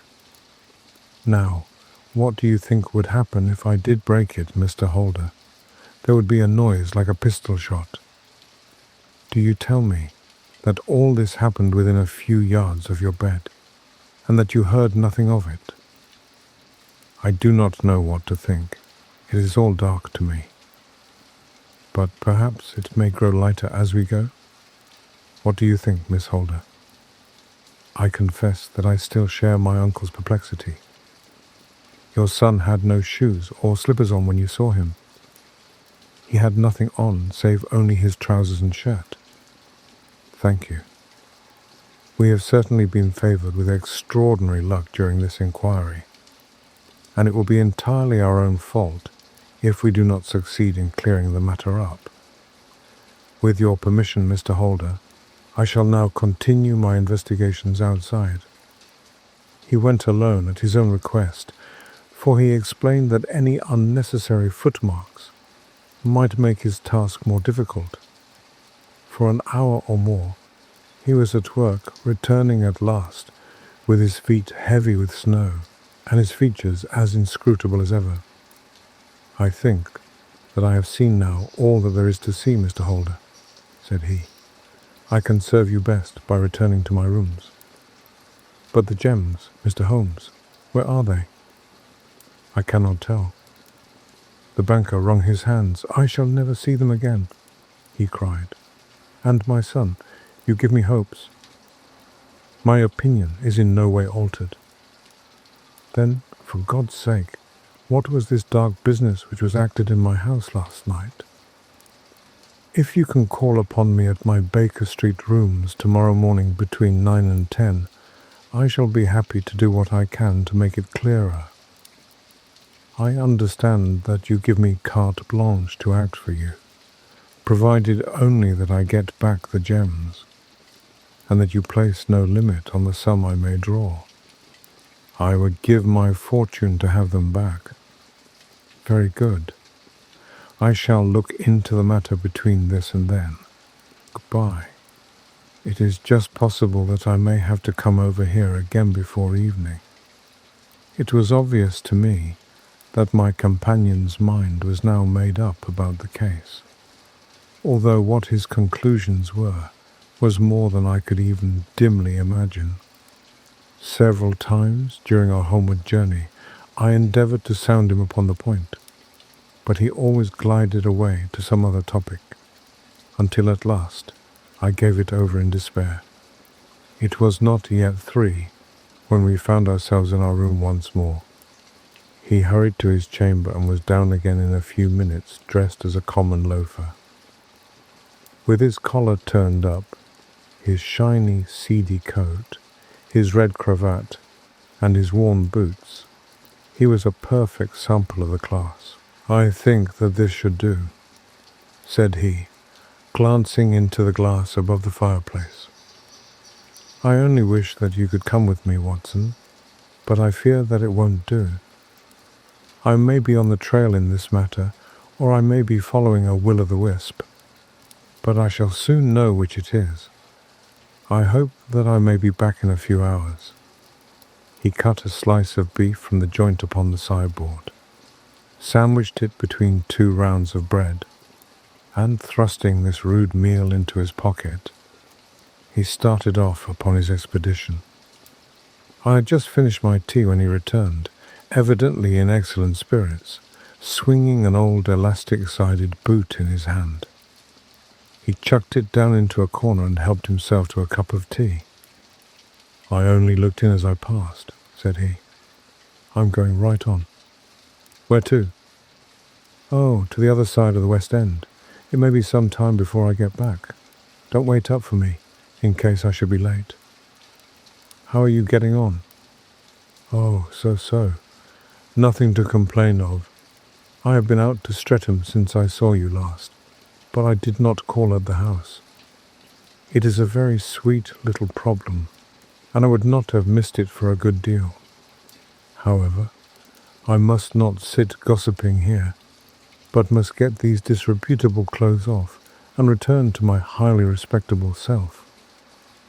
I could see by his manner that he had stronger reasons for satisfaction than his words alone would imply. His eyes twinkled, and there was even a touch of colour upon his sallow cheeks. He hastened upstairs, and a few minutes later I heard the slam of the hall door, which told me that he was off once more upon his congenial hunt. I waited until midnight, but there was no sign of his return, so I retired to my room. It was no uncommon thing for him to be away for days and nights on end when he was hot upon a scent, so that his lateness caused me no surprise. I do not know at what hour he came in, but when I came down to breakfast in the morning, there he was with a cup of coffee in one hand and the paper in the other, as fresh and trim as possible. "You will excuse my beginning without you, Watson," said he. "But you remember that our client has rather an early appointment this morning." "Why, it is after 9 now," I answered. I should not be surprised if that were he. I thought I heard a ring. It was, indeed, our friend the financier. I was shocked by the change which had come over him, for his face, which was naturally of a broad and massive mould, was now pinched and fallen in, while his hair seemed to me at least a shade whiter. He entered with a weariness and lethargy which was even more painful than his violence of the morning before, and he dropped heavily into the armchair, which I pushed forward for him. "I do not know what I have done to be so severely tried," said he. "Only 2 days ago I was a happy and prosperous man, without a care in the world. Now I am left to a lonely and dishonoured age. One sorrow comes close upon the heels of another. My niece, Mary, has deserted me." "Deserted you?" "Yes. Her bed this morning had not been slept in, her room was empty, and a note for me lay upon the hall table. I had said to her last night, in sorrow and not in anger, that if she had married my boy, all might have been well with him. Perhaps it was thoughtless of me to say so. It is to that remark that she refers in this note. My dearest uncle, I feel that I have brought trouble upon you, and that if I had acted differently, this terrible misfortune might never have occurred. I cannot, with this thought in my mind, ever again be happy under your roof, and I feel that I must leave you forever. Do not worry about my future, for that is provided for, and above all, do not search for me, for it will be fruitless labour and an ill service to me. In life or in death, I am ever your loving Mary." What could she mean by that note, Mr. Holmes? Do you think it points to suicide? No, nothing of the kind. It is perhaps the best possible solution. I trust, Mr. Holder, that you are nearing the end of your troubles. Ha! You say so. You have learned something, Mr. Holmes. You have learned something. Where are the gems? You would not think £1,000 apiece an excessive sum for them? I would pay 10. That would be unnecessary. 3,000 will cover the matter, and there is a little reward, I fancy. Have you your cheque-book? Here is a pen. Better make it out for £4,000. With a dazed face, the banker made out the required cheque. Holmes walked over to his desk, took out a little triangular piece of gold with 3 gems in it, and threw it down upon the table. With a shriek of joy, our client clutched it up. "You have it!" he gasped. "I am saved! I am saved!" The reaction of joy was as passionate as his grief had been, and he hugged his recovered gems to his bosom. "There is one other thing you owe, Mr. Holder," said Sherlock Holmes, rather sternly. "Oh." He caught up a pen. "Name the sum, and I will pay it." "No, the debt is not to me. You owe a very humble apology to that noble lad, your son, who has carried himself in this matter, as I should be proud to see my own son do, should I ever chance to have one." "Then it was not Arthur who took them." "I told you yesterday, and I repeat today that it was not." "You are sure of it? Then let us hurry to him at once to let him know that the truth is known." "He knows it already. When I had cleared it all up, I had an interview with him, and finding that he wouldn't tell me the story, I told it to him, on which he had to confess that I was right, and to add the very few details which were not yet quite clear to me. Your news of this morning, however, may open his lips. For heaven's sake, tell me then, what is this extraordinary mystery? I will do so, and I will show you the steps by which I reached it. And let me say to you first, that which it is hardest for me to say and for you to hear. There has been an understanding between Sir George Burnwell and your niece Mary. They have now fled together. My Mary? Impossible. It is, unfortunately, more than possible. It is certain. Neither you nor your son knew the true character of this man when you admitted him into your family circle. He is one of the most dangerous men in England, a ruined gambler, an absolutely desperate villain, a man without heart or conscience. Your niece knew nothing of such men. When he breathed his vows to her, as he had done to 100 before her, she flattered herself that she alone had touched his heart. The devil knows best what he said, but at least she became his tool, and was in the habit of seeing him nearly every evening.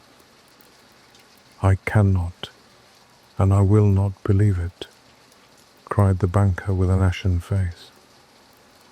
I will tell you then what occurred in your house last night.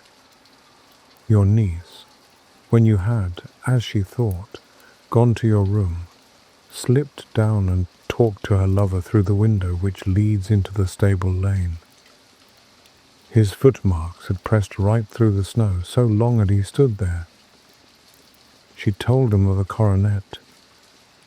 His wicked lust for gold kindled at the news, and he bent her to his will. I have no doubt that she loved you, but there are women in whom the love of a lover extinguishes all other loves, and I think that she must have been one. She had hardly listened to his instructions when she saw you coming downstairs, on which she closed the window rapidly and told you about one of the servants' escapade with her wooden-legged lover, which was all perfectly true. Your boy, Arthur, went to bed after his interview with you, but he slept badly on account of his uneasiness about his club debts.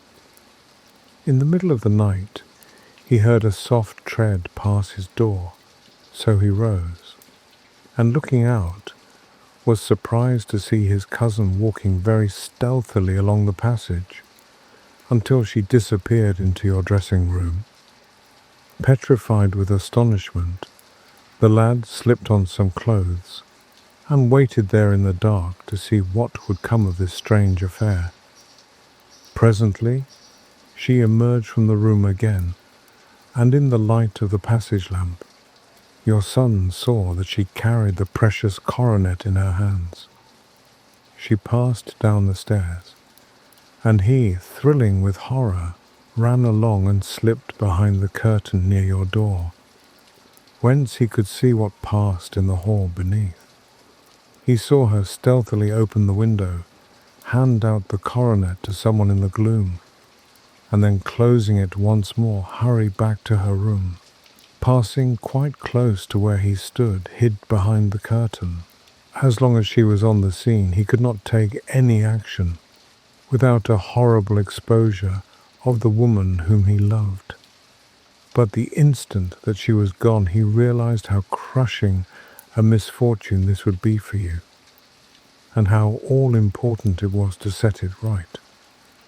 He rushed down, just as he was, in his bare feet, opened the window, sprang out into the snow, and ran down the lane, where he could see a dark figure in the moonlight. Sir George Burnwell tried to get away, but Arthur caught him, and there was a struggle between them, your lad tugging at one side of the coronet, and his opponent at the other. In the scuffle, your son struck Sir George, and cut him over the eye. Then something suddenly snapped, and your son, Finding that he had the coronet in his hands, rushed back, closed the window, ascended to your room, and had just observed that the coronet had been twisted in the struggle, and was endeavouring to straighten it when you appeared upon the scene. "Is it possible?" gasped the banker. You then roused his anger by calling him names at a moment when he felt that he had deserved your warmest thanks. He could not explain the true state of affairs without betraying one who certainly deserved little enough consideration at his hands. He took the more chivalrous view, however, and preserved her secret.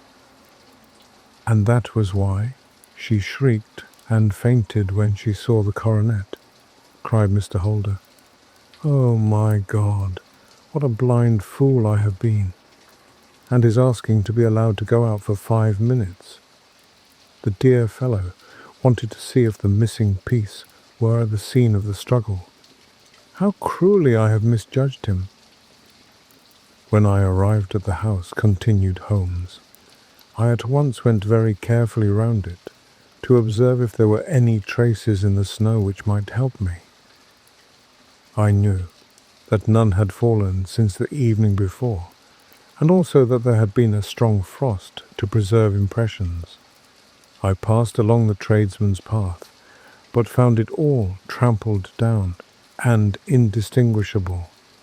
Just beyond it, however, at the far side of the kitchen door, a woman had stood and talked with a man whose round impressions on one side showed that he had a wooden leg.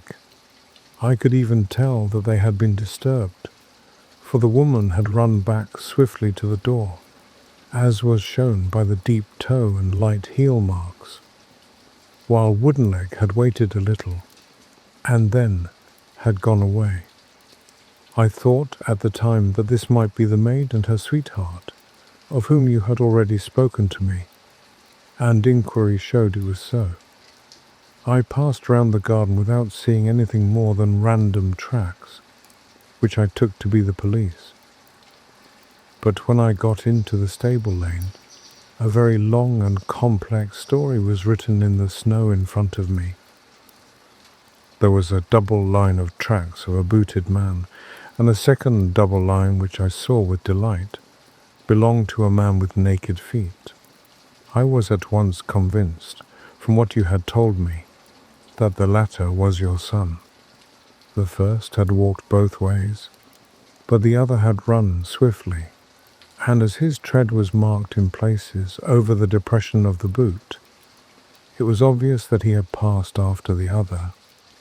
I followed them up, and found that they led to the hall window, where Boots had worn all the snow away while waiting. Then I walked to the other end, which was 100 yards or more down the lane. I saw where Boots had faced round, where the snow was cut up as though there had been a struggle, and finally where a few drops of blood had fallen, to show me that I was not mistaken. Boots had then run down the lane, and another little smudge of blood showed that it was he who had been hurt. When he came to the high road at the other end, I found that the pavement had been cleared, so there was an end to that clue. On entering the house, however, I examined, as you remember, the sill and framework of the hall window with my lens, and I could at once see that someone had passed out.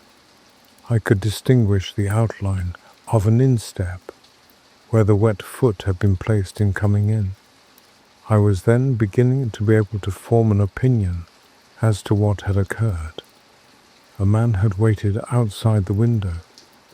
Someone had brought the gems. The deed had been overseen by your son. He had pursued the thief, had struggled with him. They had each tugged at the coronet, their united strength causing injuries which neither alone could have effected. He had returned with the prize, but had left a fragment in the grasp of his opponent. So far I was clear. The question now was, who was the man, And who was it brought him the coronet? It is an old maxim of mine that when you have excluded the impossible, whatever remains, however improbable, must be the truth. Now, I knew that it was not you who had brought it down, so there only remained your niece and the maids. But if it were the maids, why should your son allow himself to be accused in their place? There could be no possible reason. As he loved his cousin, however, there was an excellent explanation why he should retain her secret, the more so as the secret was a disgraceful one. When I remembered that you had seen her at that window, and how she had fainted on seeing the coronet again, my conjecture became a certainty. And who could it be who was her confederate? A lover evidently, for who else could outweigh the love and gratitude which she must feel to you? I knew that you went out little, and that your circle of friends was a very limited one. But among them was Sir George Burnwell. I had heard of him before as being a man of evil reputation among women. It must have been he who wore those boots. I learned that he and Mary were seen together, and I knew that she had spent the evening before the robbery in his company. By a little inquiry in the neighbourhood of his rooms, I found that he had been away the whole night, and I also learned that he had been seen on Streatham High Road on his way home at about 3 in the morning. His boots, which I managed to see, matched the footprints in every detail. But the gems. Arthur had wrenched the coronet from him, but 3 stones remained in Sir George's hand. I had to find where they were, and I had to get them. I went to him, dressed as you saw me, and soon became friendly with his groom. From him, I learned that Sir George had been very busy during the day, and had visited a certain receiver of stolen goods in the city. I followed him there, and after a little bargaining, I succeeded in purchasing the Beryls for £3,000. I then had Sir George arrested, but he has, I believe, already been released on bail, and has fled the country with your Mary. And now, Mr. Holder, I think that you have your gems, and I trust that you will soon have your son back at your side, and that the past will be forgotten as a dream.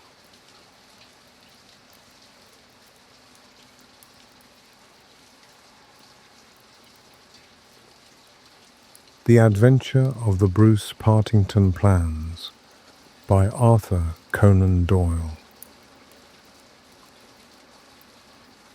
In the 3rd week of November, in the year 1895, a dense yellow fog settled down upon London.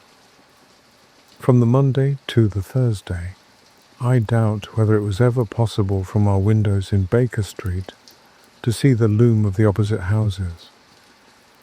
The first day Holmes had spent in cross-indexing his huge book of references. The second and third had been patiently occupied upon a subject which he had recently made his hobby, the music of the Middle Ages.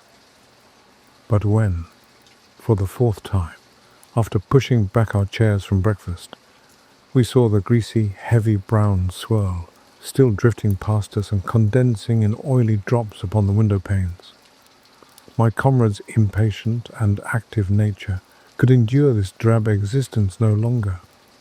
He paced restlessly about our sitting room in a fever of suppressed energy, biting his nails, tapping the furniture, and chafing against inaction. "Nothing of interest in the paper, Watson," he said. I was aware that by anything of interest Holmes meant anything of criminal interest. There was the news of a revolution, of a possible war, and of an impending change of government. But these did not come within the horizon of my companion. I could see nothing recorded in the shape of crime, which was not commonplace and futile. Holmes groaned, and resumed his restless meanderings. "The London criminal is certainly a dull fellow," said he in the querulous voice of the sportsman whose game has failed him. "Look out this window, Watson. See how the figures loom up, are dimly seen, and then blend once more into the cloud bank. The thief or the murderer could roam London on such a day as the tiger does the jungle, unseen until he pounces, and then evident only to his victim. There have," said I, "been numerous petty thefts." Holmes snorted his contempt. "This great and sombre stage is set for something more worthy than that," said he. "It is fortunate for this community that I am not a criminal." "It is indeed," said I heartily. "Suppose that I were Brooks or Woodhouse, or any of the 50 men who have good reason for taking my life, how long could I survive against my own pursuit? A summons, a bogus appointment, and all would be over. It is well. They don't have days of fog in the Latin countries, the countries of assassination. By Jove, here comes something at last to break our dead monotony." It was the maid with a telegram. Holmes tore it open and burst out laughing. "Well, well, what next?" said he. "Brother Mycroft is coming round?" "Why not?" I asked. "Why not? It is as if you met a tramcar coming down a country lane. Mycroft has his rails and he runs on them. His Pall Mall lodgings, the Diogenes Club, Whitehall, that is his cycle. Once, and only once, he has been here. What upheaval can possibly have derailed him? Does he not explain?" Holmes handed me his brother's telegram. "Must see you over Cadogan West. Coming at once. Mycroft." Cadogan West. I have heard the name. It recalls nothing to my mind, but that Mycroft should break out in this erratic fashion. A planet might as well leave its orbit. By the way, do you know what Mycroft is? I had some vague recollection of an explanation at the time of the adventure of the Greek interpreter. You told me that he had some small office under the British government. Holmes chuckled. "I did not know you quite so well in those days. One has to be discreet when one talks of high matters of state. You are right in thinking that he is under the British government. You would also be right in a sense if you said that occasionally he is the British government. My dear Holmes, I thought I might surprise you. Mycroft draws £450 a year, remains a subordinate, has no ambitions of any kind, will receive neither honour nor title, but remains the most indispensable man in the country. But how? Well, his position is unique. He has made it for himself. There has never been anything like it before, nor will be again.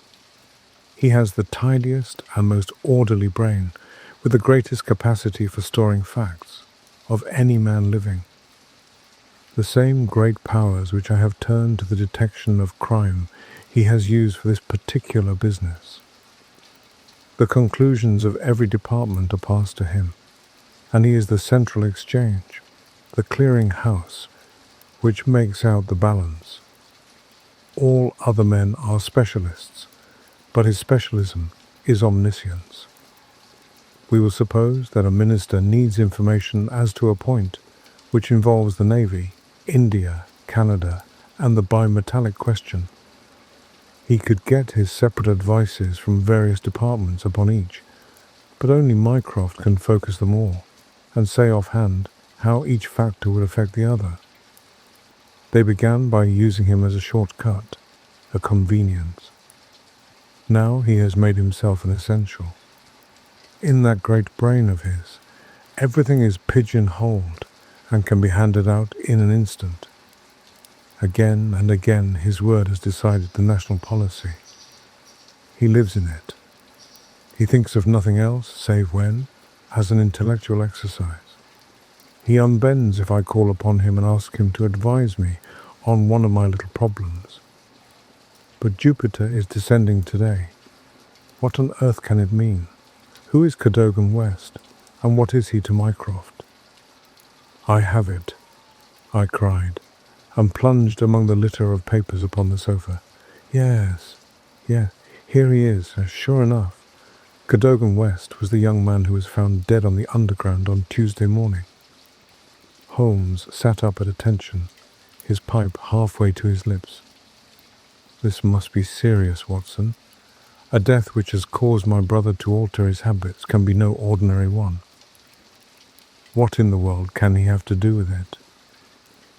The case was featureless as I remember it. The young man had apparently fallen out of the train and killed himself. He had not been robbed, and there was no particular reason to suspect violence. Is that not so? There has been an inquest, said I, and a good many fresh facts have come out. Looked at more closely, I should certainly say that it was a curious case. Judging by its effect upon my brother, I should think it must be a most extraordinary one. He snuggled down in his armchair. Now, Watson, let us have the facts. The man's name was Arthur Cadogan West. He was 27 years of age, unmarried, and a clerk at Woolwich Arsenal. Government employ. Behold the link with Brother Mycroft. He left Woolwich suddenly on Monday night. Was last seen by his fiancée, Miss Violet Westbury, whom he left abruptly in the fog about 7:30 that evening. There was no quarrel between them, and she can give no motive for his action. The next thing heard of him was when his dead body was discovered by a plate layer named Mason, just outside Aldgate Station on the Underground system in London. When the body was found at 6 on Tuesday morning, it was lying wide of the metals upon the left hand of the track as one goes eastward, at a point close to the station, where the line emerges from the tunnel in which it runs. The head was badly crushed, an injury which might well have been caused by a fall from the train. The body could only have come on the line in that way. Had it been carried down from any neighbouring street, it must have passed the station barriers, where a collector is always standing. This point seems absolutely certain. Very good. The case is definite enough. The man, dead or alive, either fell or was precipitated from a train. So much is clear to me. Continue. The trains which traverse the lines of rail beside which the body was found are those which run from west to east, some being purely metropolitan, and some from Willesden and outlying junctions. It can be stated for certain that this young man, when he met his death, was travelling in this direction at some late hour of the night, but at what point he entered the train, it is impossible to state. His ticket, of course, would show that. There was no ticket in his pockets. No ticket. Dear me, Watson, this is really very singular. According to my experience, it is not possible to reach the platform of a metropolitan train without exhibiting one's ticket. Presumably then, the young man had one. Was it taken from him in order to conceal the station from which he came? It is possible. Or did he drop it in the carriage? That is also possible. But the point is of curious interest. I understand that there was no sign of robbery. Apparently not. There is a list here of his possessions. His purse contained £2.15. He had also a cheque-book on the Woolwich branch of the Capital and Counties Bank. Through this, his identity was established. There were also 2 dress circle tickets for the Woolwich Theatre, dated for the very evening. Also, a small packet of technical papers. Holmes gave an exclamation of satisfaction. There we have it at last, Watson. British government, Woolwich Arsenal, technical papers. Brother Mycroft, the chain is complete. But here he comes, if I am not mistaken, to speak for himself. A moment later, the tall and portly form of Mycroft Holmes was ushered into the room. Heavily built and massive, there was a suggestion of uncouth physical inertia in the figure.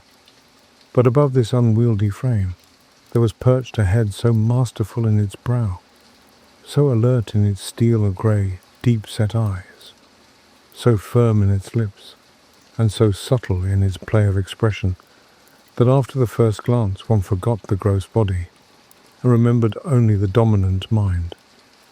At his heels came our old friend Lestrade, of Scotland Yard, thin and austere. The gravity of both their faces foretold some weighty quest. The detective shook hands without a word. Mycroft Holmes struggled out of his overcoat and subsided into an armchair. "A most annoying business, Sherlock," said he. "I extremely dislike altering my habits, but the powers that be would take no denial. In the present state of Siam, it is most awkward that I should be away from the office. But it is a real crisis. I have never seen the Prime Minister so upset. As to the Admiralty, it is buzzing like an overturned beehive. Have you read up the case?" "We have just done so. What were the technical papers?" "Ah, there's the point. Fortunately, it has not come out. The press would be furious if it did. The papers which this wretched youth had in his pocket were the plans of the Bruce-Partington submarine." Mycroft Holmes spoke with a solemnity which showed his sense of the importance of the subject. His brother and I sat expectant. "Surely you have heard of it?" "I thought everyone had heard of it." "Only as a name. Its importance can hardly be exaggerated. It has been the most jealously guarded of all government secrets. You may take it from me that naval warfare becomes impossible within the radius of a Bruce-Partington's operation. 2 years ago, a very large sum was smuggled through the estimates and was expended in acquiring a monopoly of the invention. Every effort has been made to keep the secret. The plans, which are exceedingly intricate, comprising some 30 separate patents, each essential to the working of the whole, are kept in an elaborate safe, in a confidential office adjoining the arsenal, with burglar-proof doors and windows. Under no conceivable circumstances were the plans to be taken from the office. If the chief constructor of the Navy desired to consult them, even he was forced to go to the Woolwich office for the purpose. And yet, here, we find them in the pocket of a dead junior clerk in the heart of London. From an official point of view, it is simply awful. But you have recovered them? No, Sherlock, no. That's the pinch. We have not. 10 papers were taken from Woolwich. There were 7 in the pocket of Cadogan West. The 3 most essential are gone, stolen, vanished. You must drop everything, Sherlock. Never mind your usual petty puzzles of the police court. It's a vital international problem that you have to solve. Why did Cadogan West take the papers? Where are the missing ones? How did he die? How came his body where it was found? How can the evil be set right? Find an answer to all these questions, and you will have done good service for your country. Why do you not solve it yourself, Mycroft? You can see as far as I. Possibly, Sherlock, but it is a question of getting details. Give me your details, and from an armchair, I will return you an excellent expert opinion. But to run here and run there, to cross-question railway guards and lie on my face with a lens to my eye, it is not my métier. No, you are the one man who can clear the matter up. if you have a fancy to see your name in the next honours list." My friend smiled and shook his head. "I play the game for the game's own sake," said he. "But the problem certainly presents some points of interest, and I shall be very pleased to look into it. Some more facts, please." I have jotted down the more essential ones upon this sheet of paper, together with a few addresses which you will find of service. The actual official guardian of the papers is the famous government expert Sir James Walter, whose decorations and subtitles fill 2 lines of a book of reference. He has grown grey in the service, is a gentleman, a favoured guest in the most exalted houses, and above all, a man whose patriotism is beyond suspicion. He is one of 2 who have a key of the safe. I may add that the papers were undoubtedly in the office during working hours on Monday, and that Sir James left for London about 3 o'clock, taking his key with him. He was at the house of Admiral Sinclair at Berkeley Square during the whole of the evening when this incident occurred. Has the fact been verified? Yes. His brother, Colonel Valentine Walter, has testified to his departure from Woolwich, and Admiral Sinclair to his arrival in London, so Sir James is no longer a direct factor in the problem. Who was the other man with a key? The senior clerk and draftsman, Mr. Sidney Johnson. He is a man of 40, married, with 5 children. He is a silent, morose man, but he has, on the whole, an excellent record in the public service. He is unpopular with his colleagues, but a hard worker.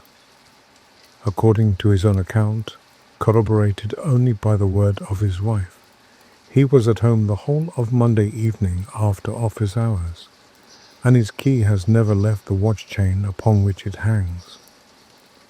Tell us about Cadogan West. He has been 10 years in the service and has done good work. He has the reputation of being hot-headed and imperious, but a straight, honest man. We have nothing against him. He was next Sidney Johnson in the office. His duties brought him into daily, personal contact with the plans. No one else had the handling of them. Who locked up the plans that night? Mr. Sidney Johnson, the senior clerk. Well, it is surely perfectly clear who took them away. They are actually found upon the person of this junior clerk, Cadogan West. That seems final, does it not? It does, Sherlock, and yet it leaves so much unexplained. In the first place, why did he take them? I presume they were of value. He could have got several thousands for them very easily. Can you suggest any possible motive for taking the papers to London except to sell them? No, I cannot. Then we must take that as our working hypothesis. Young West took the papers. Now, this could only be done by having a false key. Several false keys. He had to open the building and the room. He had, then, several false keys. He took the papers to London to sell the secret, intending, no doubt, to have the plans themselves back in the safe next morning before they were missed. While in London on this treasonable mission, he met his end. How? We will suppose that he was travelling back to Woolwich when he was killed and thrown out of the compartment. Aldgate, where the body was found, is considerably past the station London Bridge, which would be his route to Woolwich. Many circumstances could be imagined under which he would pass London Bridge. There was someone in the carriage, for example, with whom he was having an absorbing interview. This interview led to a violent scene in which he lost his life. Possibly, he tried to leave the carriage, fell out on the line, and so met his end. The other closed the door. There was a thick fog, and nothing could be seen. No better explanation can be given with our present knowledge. And yet consider, Sherlock, how much you leave untouched. We will suppose, for argument's sake, that young Cadogan West had determined to convey these papers to London. He would naturally have made an appointment with the foreign agent and kept his evening clear. Instead of that, he took 2 tickets for the theatre, escorted his fiancée halfway there, and then suddenly disappeared. "A blind," said Lestrade, who had sat listening with some impatience to the conversation, "a very singular one." That is objection number 1. Objection number 2.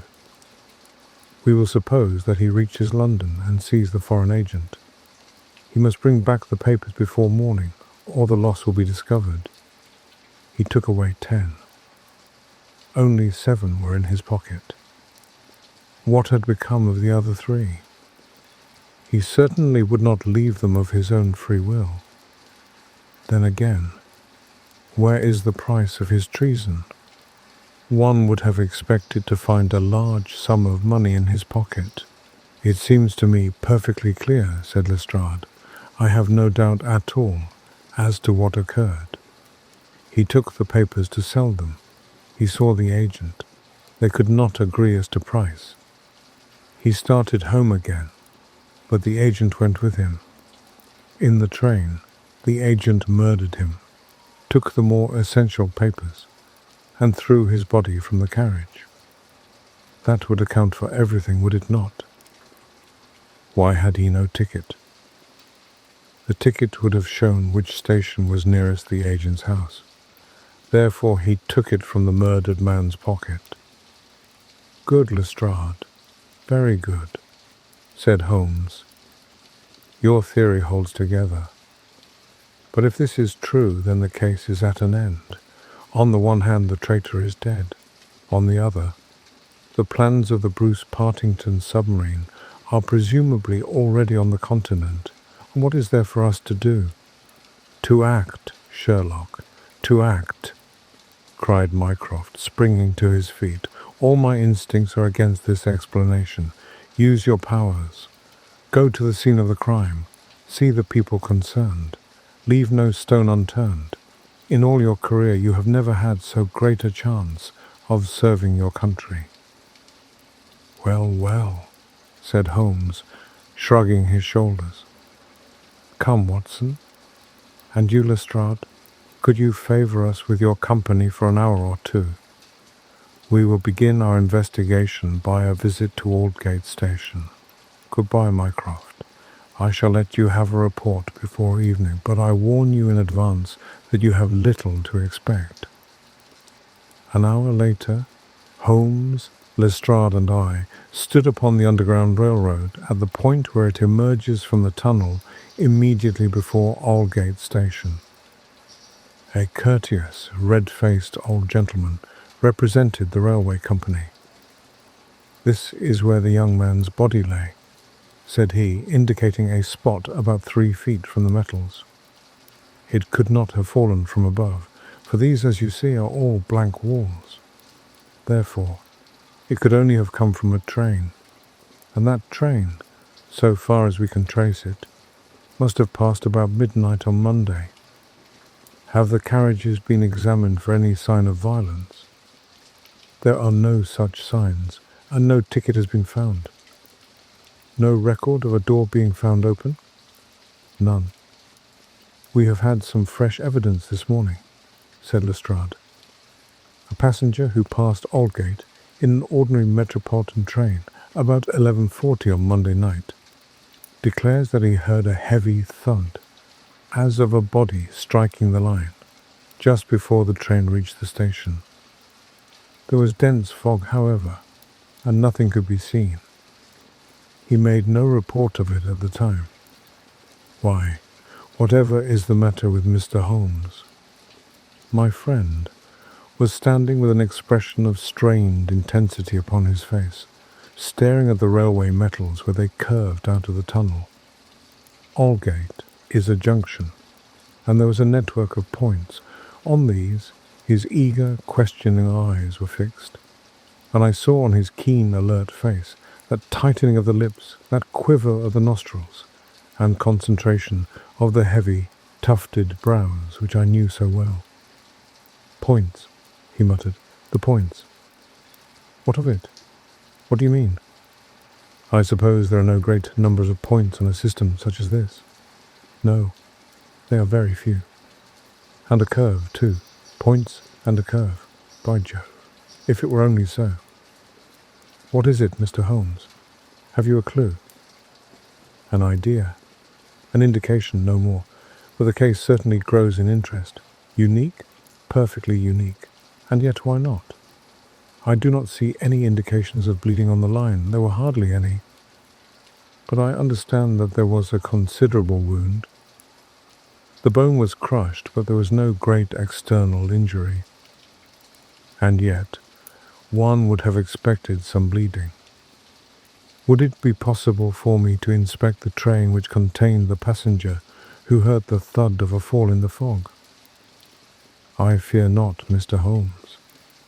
The train has been broken up before now, and the carriages redistributed. I can assure you, Mr. Holmes, said Lestrade, that every carriage has been carefully examined. I saw to it myself. It was one of my friend's most obvious weaknesses that he was impatient with less alert intelligences than his own. Very likely, said he, turning away. As it happens, it was not the carriages which I desired to examine. Watson, we have done all we can here. We need not trouble you any further, Mr. Lestrade. I think our investigations must now carry us to Woolwich. At London Bridge, Holmes wrote a telegram to his brother, which he handed to me before dispatching it. It ran thus: "See some light in the darkness, but it may possibly flicker out. Meanwhile, please send by messenger, to await return at Baker Street, a complete list of all foreign spies or international agents known to be in England, with full address. Sherlock." "That should be helpful, Watson," he remarked as we took our seats in the Woolwich train. "We certainly owe Brother Mycroft a debt for having introduced us to what promises to be a really very remarkable case." His eager face still wore that expression of intense and high-strung energy, which showed me that some novel and suggestive circumstance had opened up a stimulating line of thought. See the foxhound, with hanging ears and drooping tail, as it lolls about the kennels, and compare it with the same hound as, with gleaming eyes and straining muscles, it runs upon a breast-high scent. Such was the change in Holmes since the morning. He was a different man from the limp and lounging figure in the mouse-coloured dressing-gown who had prowled so restlessly only a few hours before round the fog-girt room. "There is material here. There is scope," said he. "I am dull indeed not to have understood its possibilities. Even now they are dark to me. The end is dark to me also, but I have hold of one idea which may lead us far. The man met his death elsewhere, and his body was on the roof of a carriage. On the roof. Remarkable, is it not? But consider the facts. Is it a coincidence that it is found at the very point where the train pitches and sways as it comes round on the points? Is not that the place where an object upon the roof might be expected to fall off? The points would affect no object inside the train. Either the body fell from the roof, or a very curious coincidence has occurred. But now, consider the question of the blood. Of course, there was no bleeding on the line if the body had bled elsewhere. Each fact is suggestive in itself. Together, they have a cumulative force. "And the ticket too," I cried. "Exactly. We could not explain the absence of a ticket. This would explain it. Everything fits together. But suppose it were so. We are still as far as ever from unravelling the mystery of his death. Indeed, it becomes not simpler but stranger. Perhaps, said Holmes thoughtfully, perhaps. He relapsed into a silent reverie, which lasted until the slow train drew up at last in Woolwich Station. There he called a cab and drew Mycroft's paper from his pocket. "We have quite a little round of afternoon calls to make," said he. "I think that Sir James Walter claims our first attention." The house of the famous official was a fine villa with green lawns stretching down to the Thames. As we reached it, the fog was lifting, and a thin, watery sunshine was breaking through. A butler answered our ring. "Sir James, sir," said he with solemn face. "Sir James died this morning." "Good heavens!" cried Holmes in amazement. "How did he die?" "Perhaps you would care to step in, sir, and see his brother, Colonel Valentine." "Yes, we had best do so."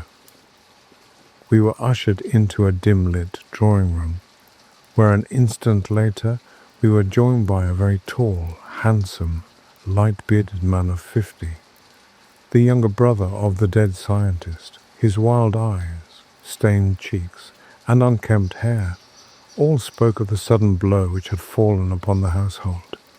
He was hardly articulate as he spoke of it. "It was this horrible scandal," said he. "My brother Sir James was a man of very sensitive honour, and he could not survive such an affair. It broke his heart. He was always so proud of the efficiency of his department, and this was a crushing blow. We had hoped that he might have given us some indications which would have helped us to clear the matter up. I assure you that it was all a mystery to him, as it is to you and to all of us. He had already put all his knowledge at the disposal of the police. Naturally, he had no doubt that Cadogan West was guilty, but all the rest was inconceivable. You cannot throw any new light upon the affair. I know nothing myself save what I have read or heard. I have no desire to be discourteous, but you can understand, Mr. Holmes, that we are much disturbed at present, and I must ask you to hasten this interview to an end. This is indeed an unexpected development," said my friend, when we had regained the cab. "I wonder if the death was natural, or whether the poor old fellow killed himself. If the latter, may it be taken as some sign of self-reproach for duty neglected? We must leave that question to the future. Now we shall turn to the Cadogan Wests. A small but well-kept house in the outskirts of the town sheltered the bereaved mother. The old lady was too dazed with grief to be of any use to us, but at her side was a white-faced young lady, who introduced herself as Miss Violet Westbury, the fiancée of the dead man, and the last to see him upon the fatal night. "I cannot explain it, Mr. Holmes," she said. "I have not shut an eye since the tragedy, thinking, night and day, what the true meaning of it can be. Arthur was the most single-minded, chivalrous, patriotic man upon earth. He would have cut his right hand off before he would sell a state secret confided to his keeping. It is absurd, impossible, preposterous to anyone who knew him. But the facts, Miss Westbury?" Yes. I admit I cannot explain them." "Was he in any want of money?" "No. His needs were very simple and his salary ample. He had saved a few hundreds, and we were to marry at the New Year." "No signs of any mental excitement. Come, Miss Westbury, be absolutely frank with us." The quick eye of my companion had noted some change in her manner. She coloured and hesitated.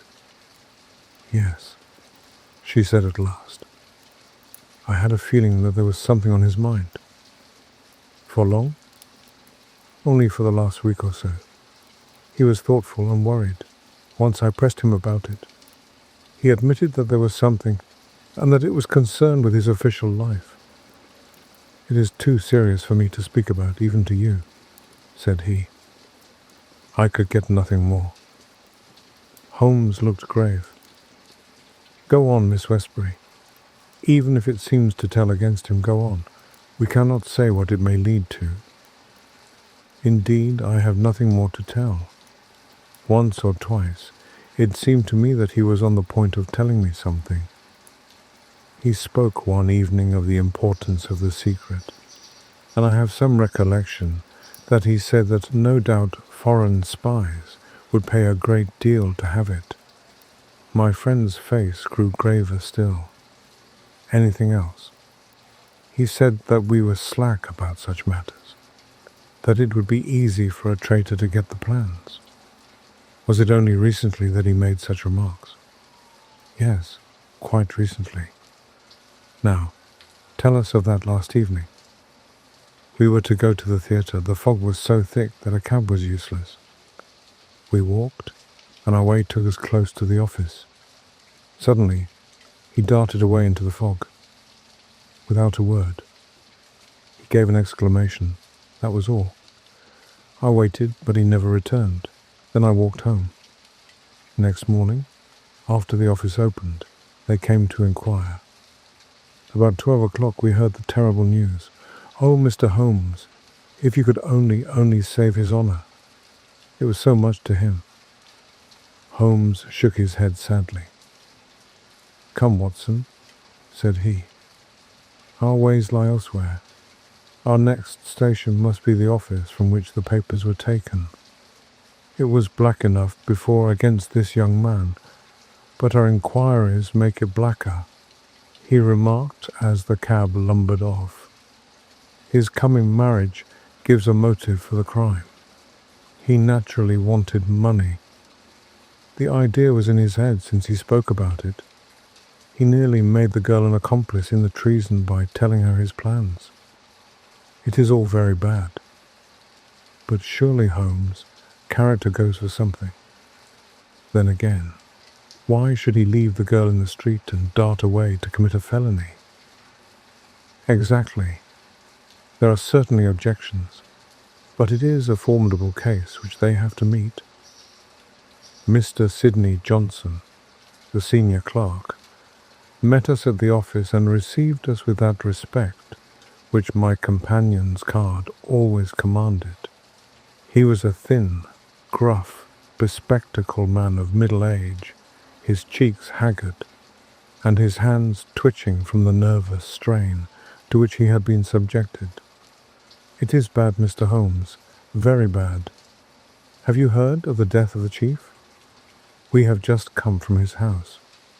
The place is disorganized. The chief dead, Cadogan West dead, our papers stolen. And yet, when we closed our door on Monday evening, we were as efficient an office as any in the government service. Good God, it's dreadful to think of. That West, of all men, should have done such a thing." "You are sure of his guilt, then?" "I can see no other way out of it, and yet I would have trusted him as I trust myself." "At what hour was the office closed on Monday?" "At 5. Did you close it?" "I am always the last man out." "Where were the plans?" "In that safe. I put them there myself." "Is there no watchman to the building?" "There is, but he has other departments to look after as well. He is an old soldier and a most trustworthy man. He saw nothing that evening. Of course the fog was very thick. Suppose that Cadogan West wished to make his way into the building after hours. He would need 3 keys, would he not, before he could reach the papers?" "Yes, he would. The key of the outer door, the key of the office, and the key of the safe." "Only Sir James Walter, and you had those keys?" "I had no keys of the doors, only of the safe." "Was Sir James a man who was orderly in his habits?" "Yes, I think he was. I know that so far as those 3 keys are concerned, he kept them on the same ring. I have often seen them there. And that ring went with him to London? He said so. And your key never left your possession? Never. Then West, if he is the culprit, must have had a duplicate, and yet none was found upon his body. One other point. If a clerk in this office desired to sell the plans, would it not be simpler to copy the plans for himself than to take the originals, as was actually done? It would take considerable technical knowledge to copy the plans in an effective way. But I suppose either Sir James or you, or West, has that technical knowledge. No doubt we had, but I beg you won't try to drag me into the matter, Mr. Holmes. What is the use of our speculating in this way when the original plans were actually found on West? Well, it is certainly singular that he should run the risk of taking originals, if he could safely have taken copies, which would have equally served his turn. Singular, no doubt, and yet he did so. Every inquiry in this case reveals something inexplicable. Now, there are 3 papers still missing. They are, as I understand, the vital ones. Yes, that is so. Do you mean to say that anyone holding these 3 papers, and without the 7 others, could construct a Bruce-Partington submarine? I reported to that effect to the Admiralty, but today I have been over the drawings again, and I am not so sure of it. The double valves with the automatic self-adjusting slots are drawn in one of the papers which have been returned. Until the foreigners had invented that for themselves, they could not make the boat. Of course, they might soon get over the difficulty. But the 3 missing drawings are the most important. Undoubtedly. I think, with your permission, I will now take a stroll around the premises. I do not recall any other question which I desired to ask. He examined the lock of the safe, the door of the room, and finally the iron shutters of the window. It was only when we were on the lawn outside that his interest was strongly excited. There was a laurel bush outside the window, and several of the branches bore signs of having been twisted or snapped. He examined them carefully with his lens, and then some dim and vague marks upon the earth beneath. Finally, he asked the chief clerk to close the iron shutters, and he pointed out to me that they hardly met in the center, and that it would be possible for anyone outside to see what was going on within the room. The indications are ruined by 3 days' delay. They may mean something or nothing. Well, Watson, I do not think that Woolwich can help us further. It is a small crop which we have gathered. Let us see if we can do better in London. Yet we added 1 more sheaf to our harvest before we left Woolwich Station. The clerk in the ticket office was able to say with confidence that he saw Cadogan West, whom he knew well by sight, upon the Monday night, and that he went to London by the 8:15 to London Bridge. He was alone, and took a single third-class ticket. The clerk was struck at the time by his excited and nervous manner. So shaky was he that he could hardly pick up his change, and the clerk had helped him with it. A reference to the timetable showed that the 8:15 was the first train, which it was possible for West to take after he had left the lady about 7:30. "Let us reconstruct, Watson," said Holmes after half an hour of silence. "I am not aware that in all our joint researches we have ever had a case which was more difficult to get at. Every fresh advance which we make only reveals a fresh ridge beyond. And yet we have surely made some appreciable progress. The effect of our inquiries at Woolwich has in the main been against young Cadogan West, but the indications at the window would lend themselves to a more favourable hypothesis.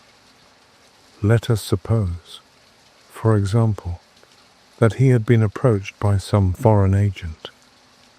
It might have been done under such pledges as would have prevented him from speaking of it, and yet would have affected his thoughts in the direction indicated by his remarks to his fiancée.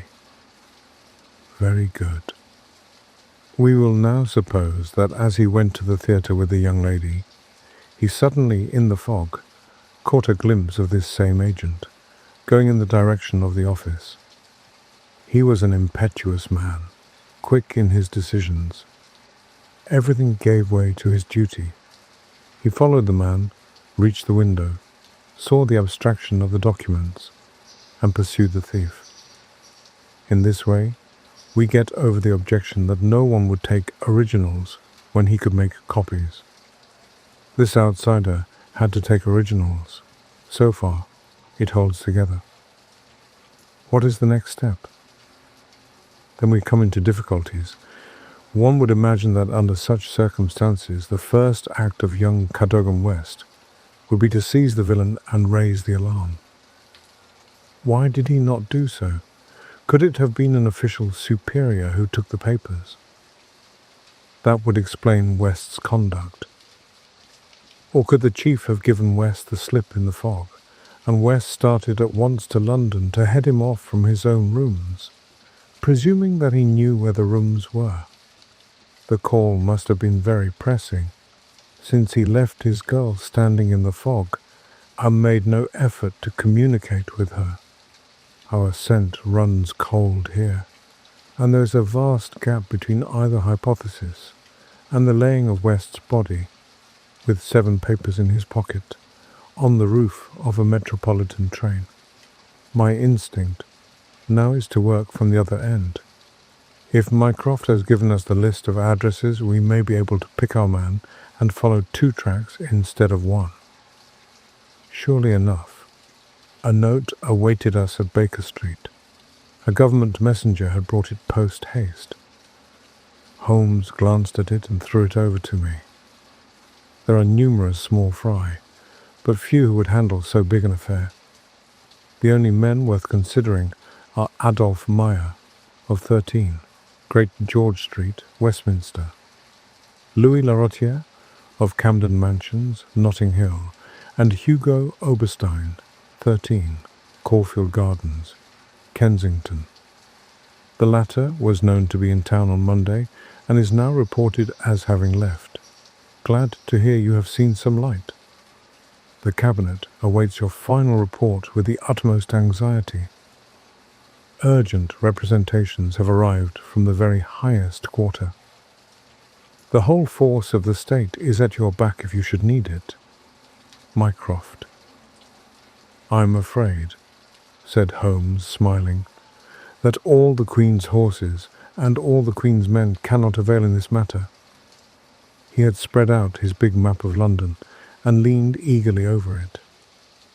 Well, well, said he presently, with an exclamation of satisfaction. Things are turning a little in our direction at last. Why, Watson, I do honestly believe that we are going to pull it off after all. He slapped me on the shoulder with a sudden burst of hilarity. I am going out now. It is only a reconnaissance. I will do nothing serious without my trusted comrade and biographer at my elbow. Do you stay here? And the odds are that you will see me again in an hour or 2.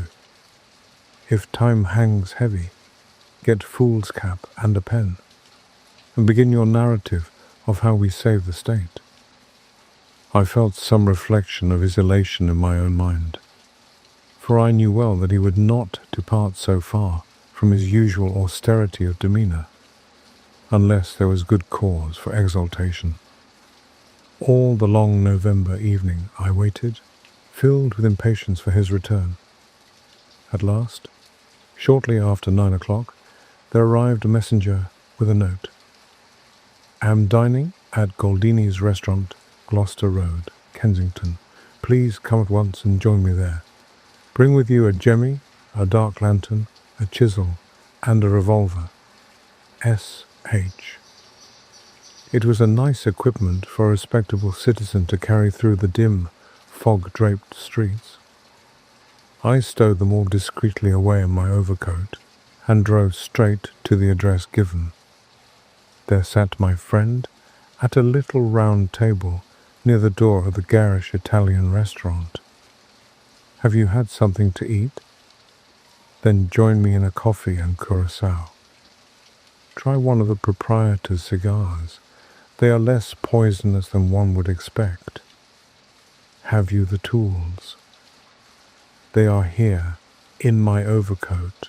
Excellent! Let me give you a short sketch of what I have done, with some indication of what we are about to do.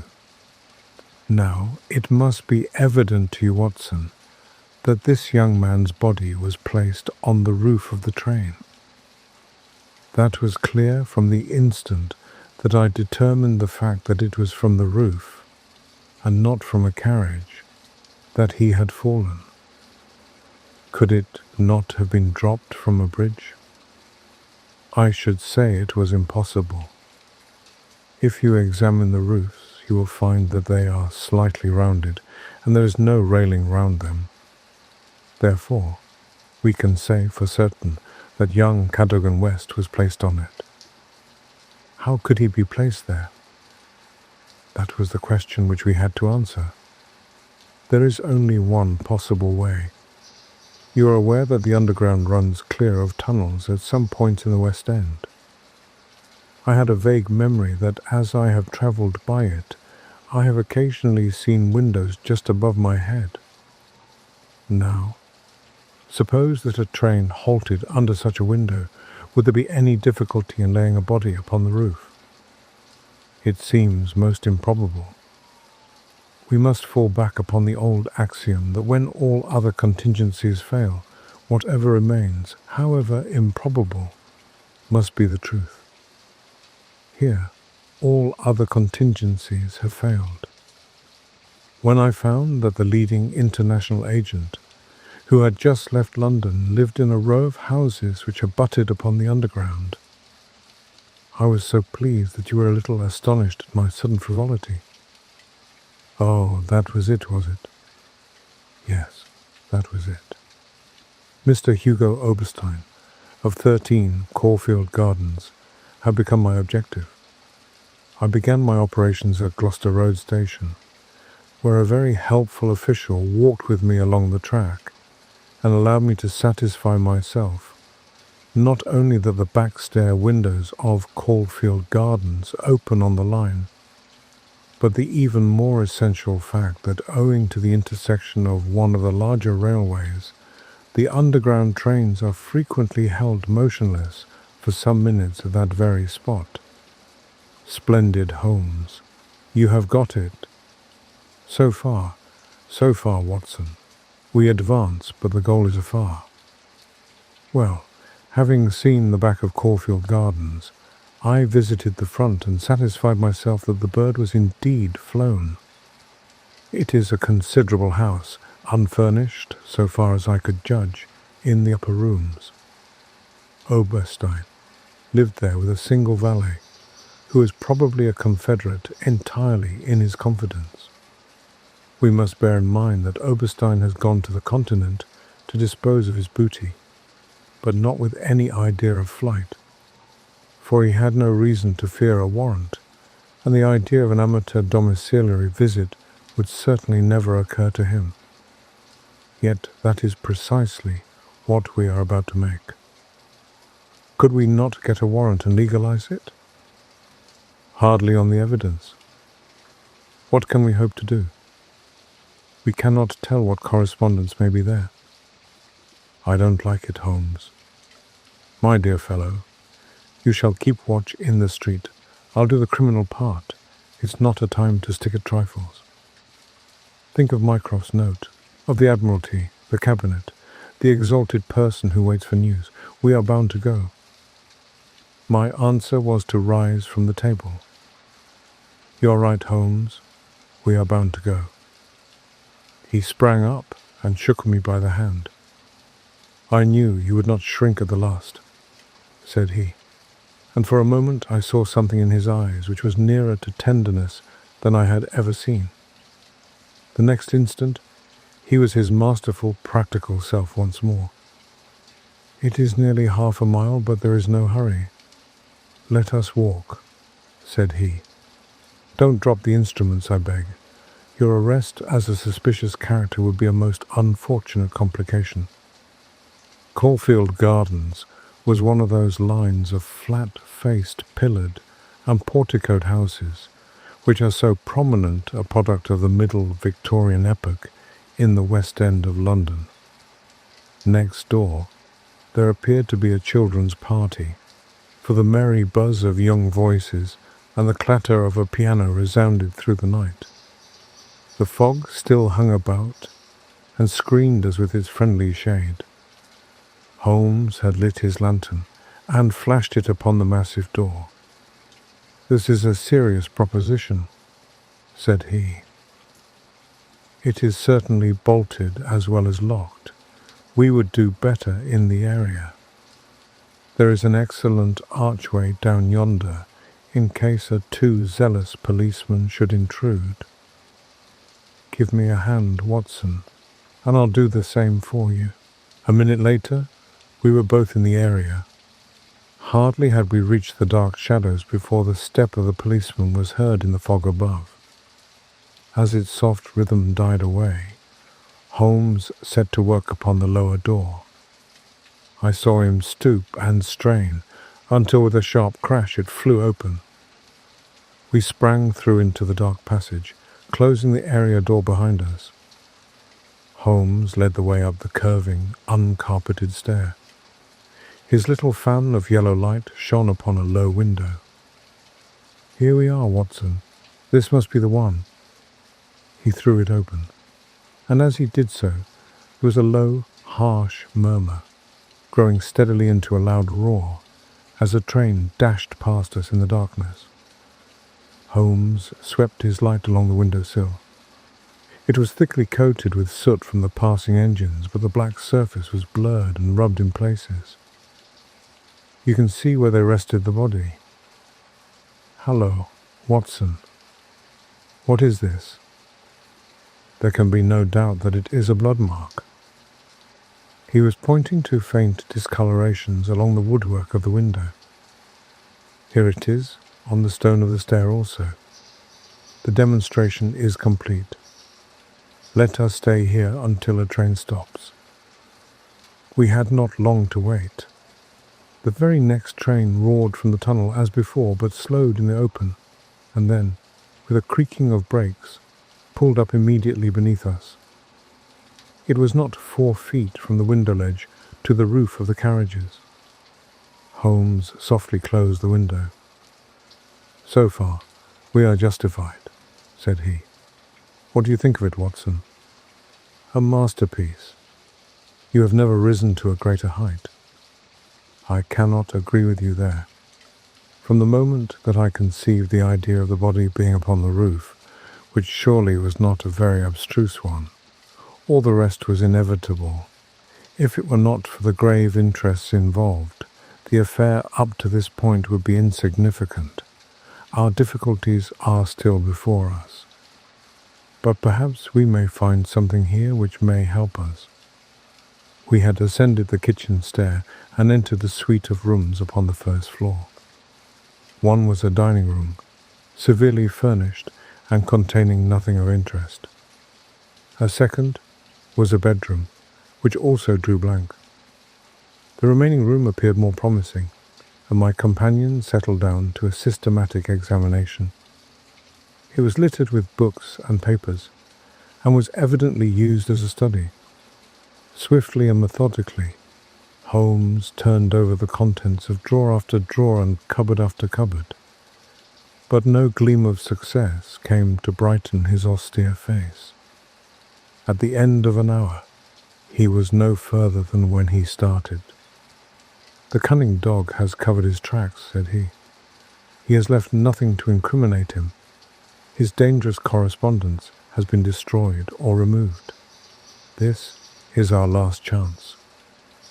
It was a small tin cash box which stood upon the writing desk. Holmes pried it open with his chisel.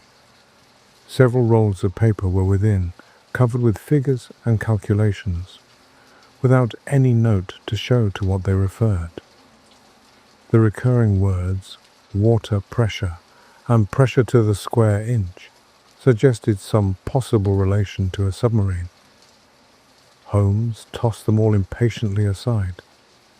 There only remained an envelope with some small newspaper slips inside it. He shook them out on the table, and once I saw by his eager face that his hopes had been raised. "What's this, Watson?" "Eh?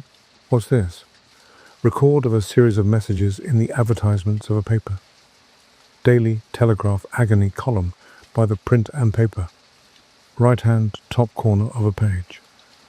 No dates, but messages arrange themselves. This must be the first. Hope to hear sooner. Terms agreed to. Write fully to address given on card. Pierrot. Next comes. Too complex for description. Must have full report. Stuff awaits you when goods delivered. Pierrot. Then comes. Matter presses. Must withdraw offer unless contract completed. Make appointment by letter. Will confirm by advertisement. Pierrot. Finally. Monday night after 9. 2 taps. Only ourselves. Do not be so suspicious. Payment in hard cash when goods delivered. Pierrot. A fairly complete record, Watson. If we could only get at the man at the other end. He sat lost in thought, tapping his fingers on the table. Finally he sprang to his feet. "Well, perhaps it won't be so difficult after all. There is nothing more to be done here, Watson. I think we might drive round to the offices of the Daily Telegraph, and so bring a good day's work to a conclusion." Mycroft, Holmes and Lestrade had come round by appointment after breakfast next day, and Sherlock Holmes had recounted to them our proceedings of the day before. The professional shook his head over our confessed burglary. "We can't do these things in the force, Mr. Holmes," said he. "No wonder you get results that are beyond us. But some of these days you'll go too far, and you'll find yourself and your friend in trouble. For England, home and beauty, eh, Watson? Martyrs on the altar of our country. But what do you think of it, Mycroft?" "Excellent, Sherlock. Admirable. But what use will you make of it?" Holmes picked up the Daily Telegraph which lay upon the table. "Have you seen Pierrot's advertisement today?" "What? Another one?" "Yes. Here it is. Tonight. Same hour. Same place. 2 taps. Most vitally important. Your own safety at stake. Pierrot." "By George," cried Lestrade. "If he answers that, we've got him." "That was my idea when I put it in. I think if you could both make it convenient to come with us about 8 o'clock to Caulfield Gardens, we might possibly get a little nearer to a solution."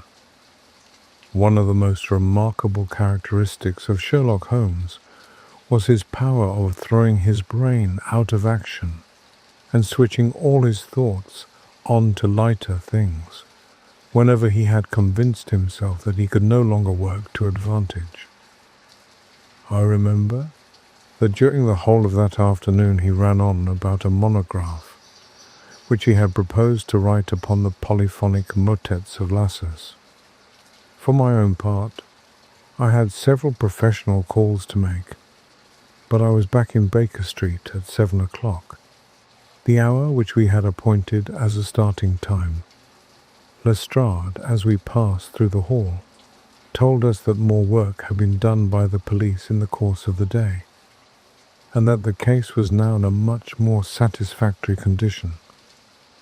"We have got a clue, Mr. Holmes," said he. "We have established the identity of the person with whom the deceased was seen on the Monday night. His name is Colonel Valentine Walter. Sir James's brother. He is known to be in deep financial difficulties and has recently had some dealings with foreign agents. We are expecting to arrest him before midnight." "Indeed," said Holmes. "That is extremely interesting. And where is the Colonel?" "He has gone to London." "Well, Lestrade, I hope you won't make a mistake. What we are about to do tonight may clear his name, or it may confirm your suspicions. We must be off now, for the time is short." It was a cold, raw night when we reached Caulfield Gardens once more. The wind had fallen, but the fog was as thick as ever. Lestrade and Mycroft were waiting for us in the shadow of the archway. "Is the house watched?" asked Holmes. "We have 2 men at the back and 2 at the front," Lestrade answered. "Then we have only to wait. I don't think we shall have to wait long." We took up our positions in the dark area, where we were completely hidden from the street. "You have your revolver, Watson?" Holmes whispered. "Yes, it is in my pocket." "And you, Lestrade?" "I have my official staff, which is more useful in a scuffle than any firearm." "Well, let us hope that we won't need either. Quietly now, there is a step." A footstep was indeed heard stumping slowly through the fog. A tall, heavily cloaked figure appeared at the top of the area steps, and after a moment's hesitation descended. He tapped twice gently at the lower door. In an instant, Lestrade and Holmes had sprang out from the shadows and seized him. There was a brief struggle, but the newcomer was quickly overpowered and dragged into the dark passage. Holmes flashed his lantern upon his face. "Colonel Valentine Walter," Lestrade cried, "I arrest you." "Wait a moment, Lestrade," Holmes interposed. "Let us have a few words with the Colonel first. I think that we may find him more communicative here than in a police cell." The unhappy man stood leaning against the damp brick wall, his face as pale as death, his breathing heavy and difficult. "It is all over," he muttered. "I knew that the game was up when Sir James died. He was the only one who believed in me." "You took the papers, Colonel?" Holmes asked. "I did. I took them. I had no other way out of my difficulties. I was ruined, completely ruined. Oberstein promised me £5,000 for the plans." "And how did you obtain them?" "I knew my brother's order.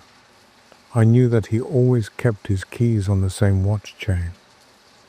On Monday afternoon, while he was asleep in his chair, I took the keys, made my way to the office, opened the safe and took the plans. I had duplicate keys made of the doors before. I intended to return the plans before morning, but West was in my way." "What of Cadogan West?" "He had seen me. He had been suspicious of me for some days. He had followed me to the office, and when he saw me come out with the plans, he pursued me. I took the train for London, and he entered the same carriage. He accused me of treason. We had a violent struggle in the compartment, and in his excitement, he tried to leave the carriage, fell out on the line, and was killed. I closed the door. The fog was thick, and I knew that no one could see. I went on to Oberstein's house, delivered the 7 plans, and received some money. The other 3, the vital ones, Oberstein kept, for he said that he would not pay the full price until he made sure that they were genuine. He went to the continent to dispose of them. And where is Oberstein now? He is at the Hôtel du Louvre in Paris. "Well, Colonel," said Holmes, "I think that you have made a very full and satisfactory confession. There is only one way in which you can, in some measure, make amends for the injury which you have done to your country and to the memory of your brother. How? You must write to Oberstein. You must write a letter under my dictation, and you must send it to him at once. The letter was written then and there in the dining room of the empty house. It was a brief and businesslike note in which the colonel informed Oberstein that he had succeeded in obtaining the 3 remaining plans from Woolwich, and that he was prepared to deliver them at the same place on Friday night, provided that Oberstein would meet him in person and pay the balance of the money in cash. "That will do very well," said Holmes, when the letter was sealed and addressed. "Lestrade, you will see that this is posted. I think that we may now leave the colonel in your charge. Friday night will, I hope, bring this matter to a final conclusion." Friday night did indeed bring the solution of the mystery. The trap was carefully laid. Holmes, Lestrade, Watson and Mycroft were all in waiting at Caulfield Gardens when the Continental train arrived. Oberstein, entirely off his guard and confident of his success, arrived at the house at 9 o'clock. He was arrested as he entered the hall. The 3 missing plans of the Bruce-Partington submarine were found in his travelling bag, together with some letters which fully confirmed Colonel Valentine Walter's confession. Oberstein was committed for trial and eventually received a sentence of 15 years penal servitude, while Colonel Walter, who had been a direct factor in the recovery of the documents, was sentenced to a shorter term. As to the Bruce-Partington plans, they were returned to the Admiralty in their entirety, and the great secret of the submarine was preserved for the defence of the country.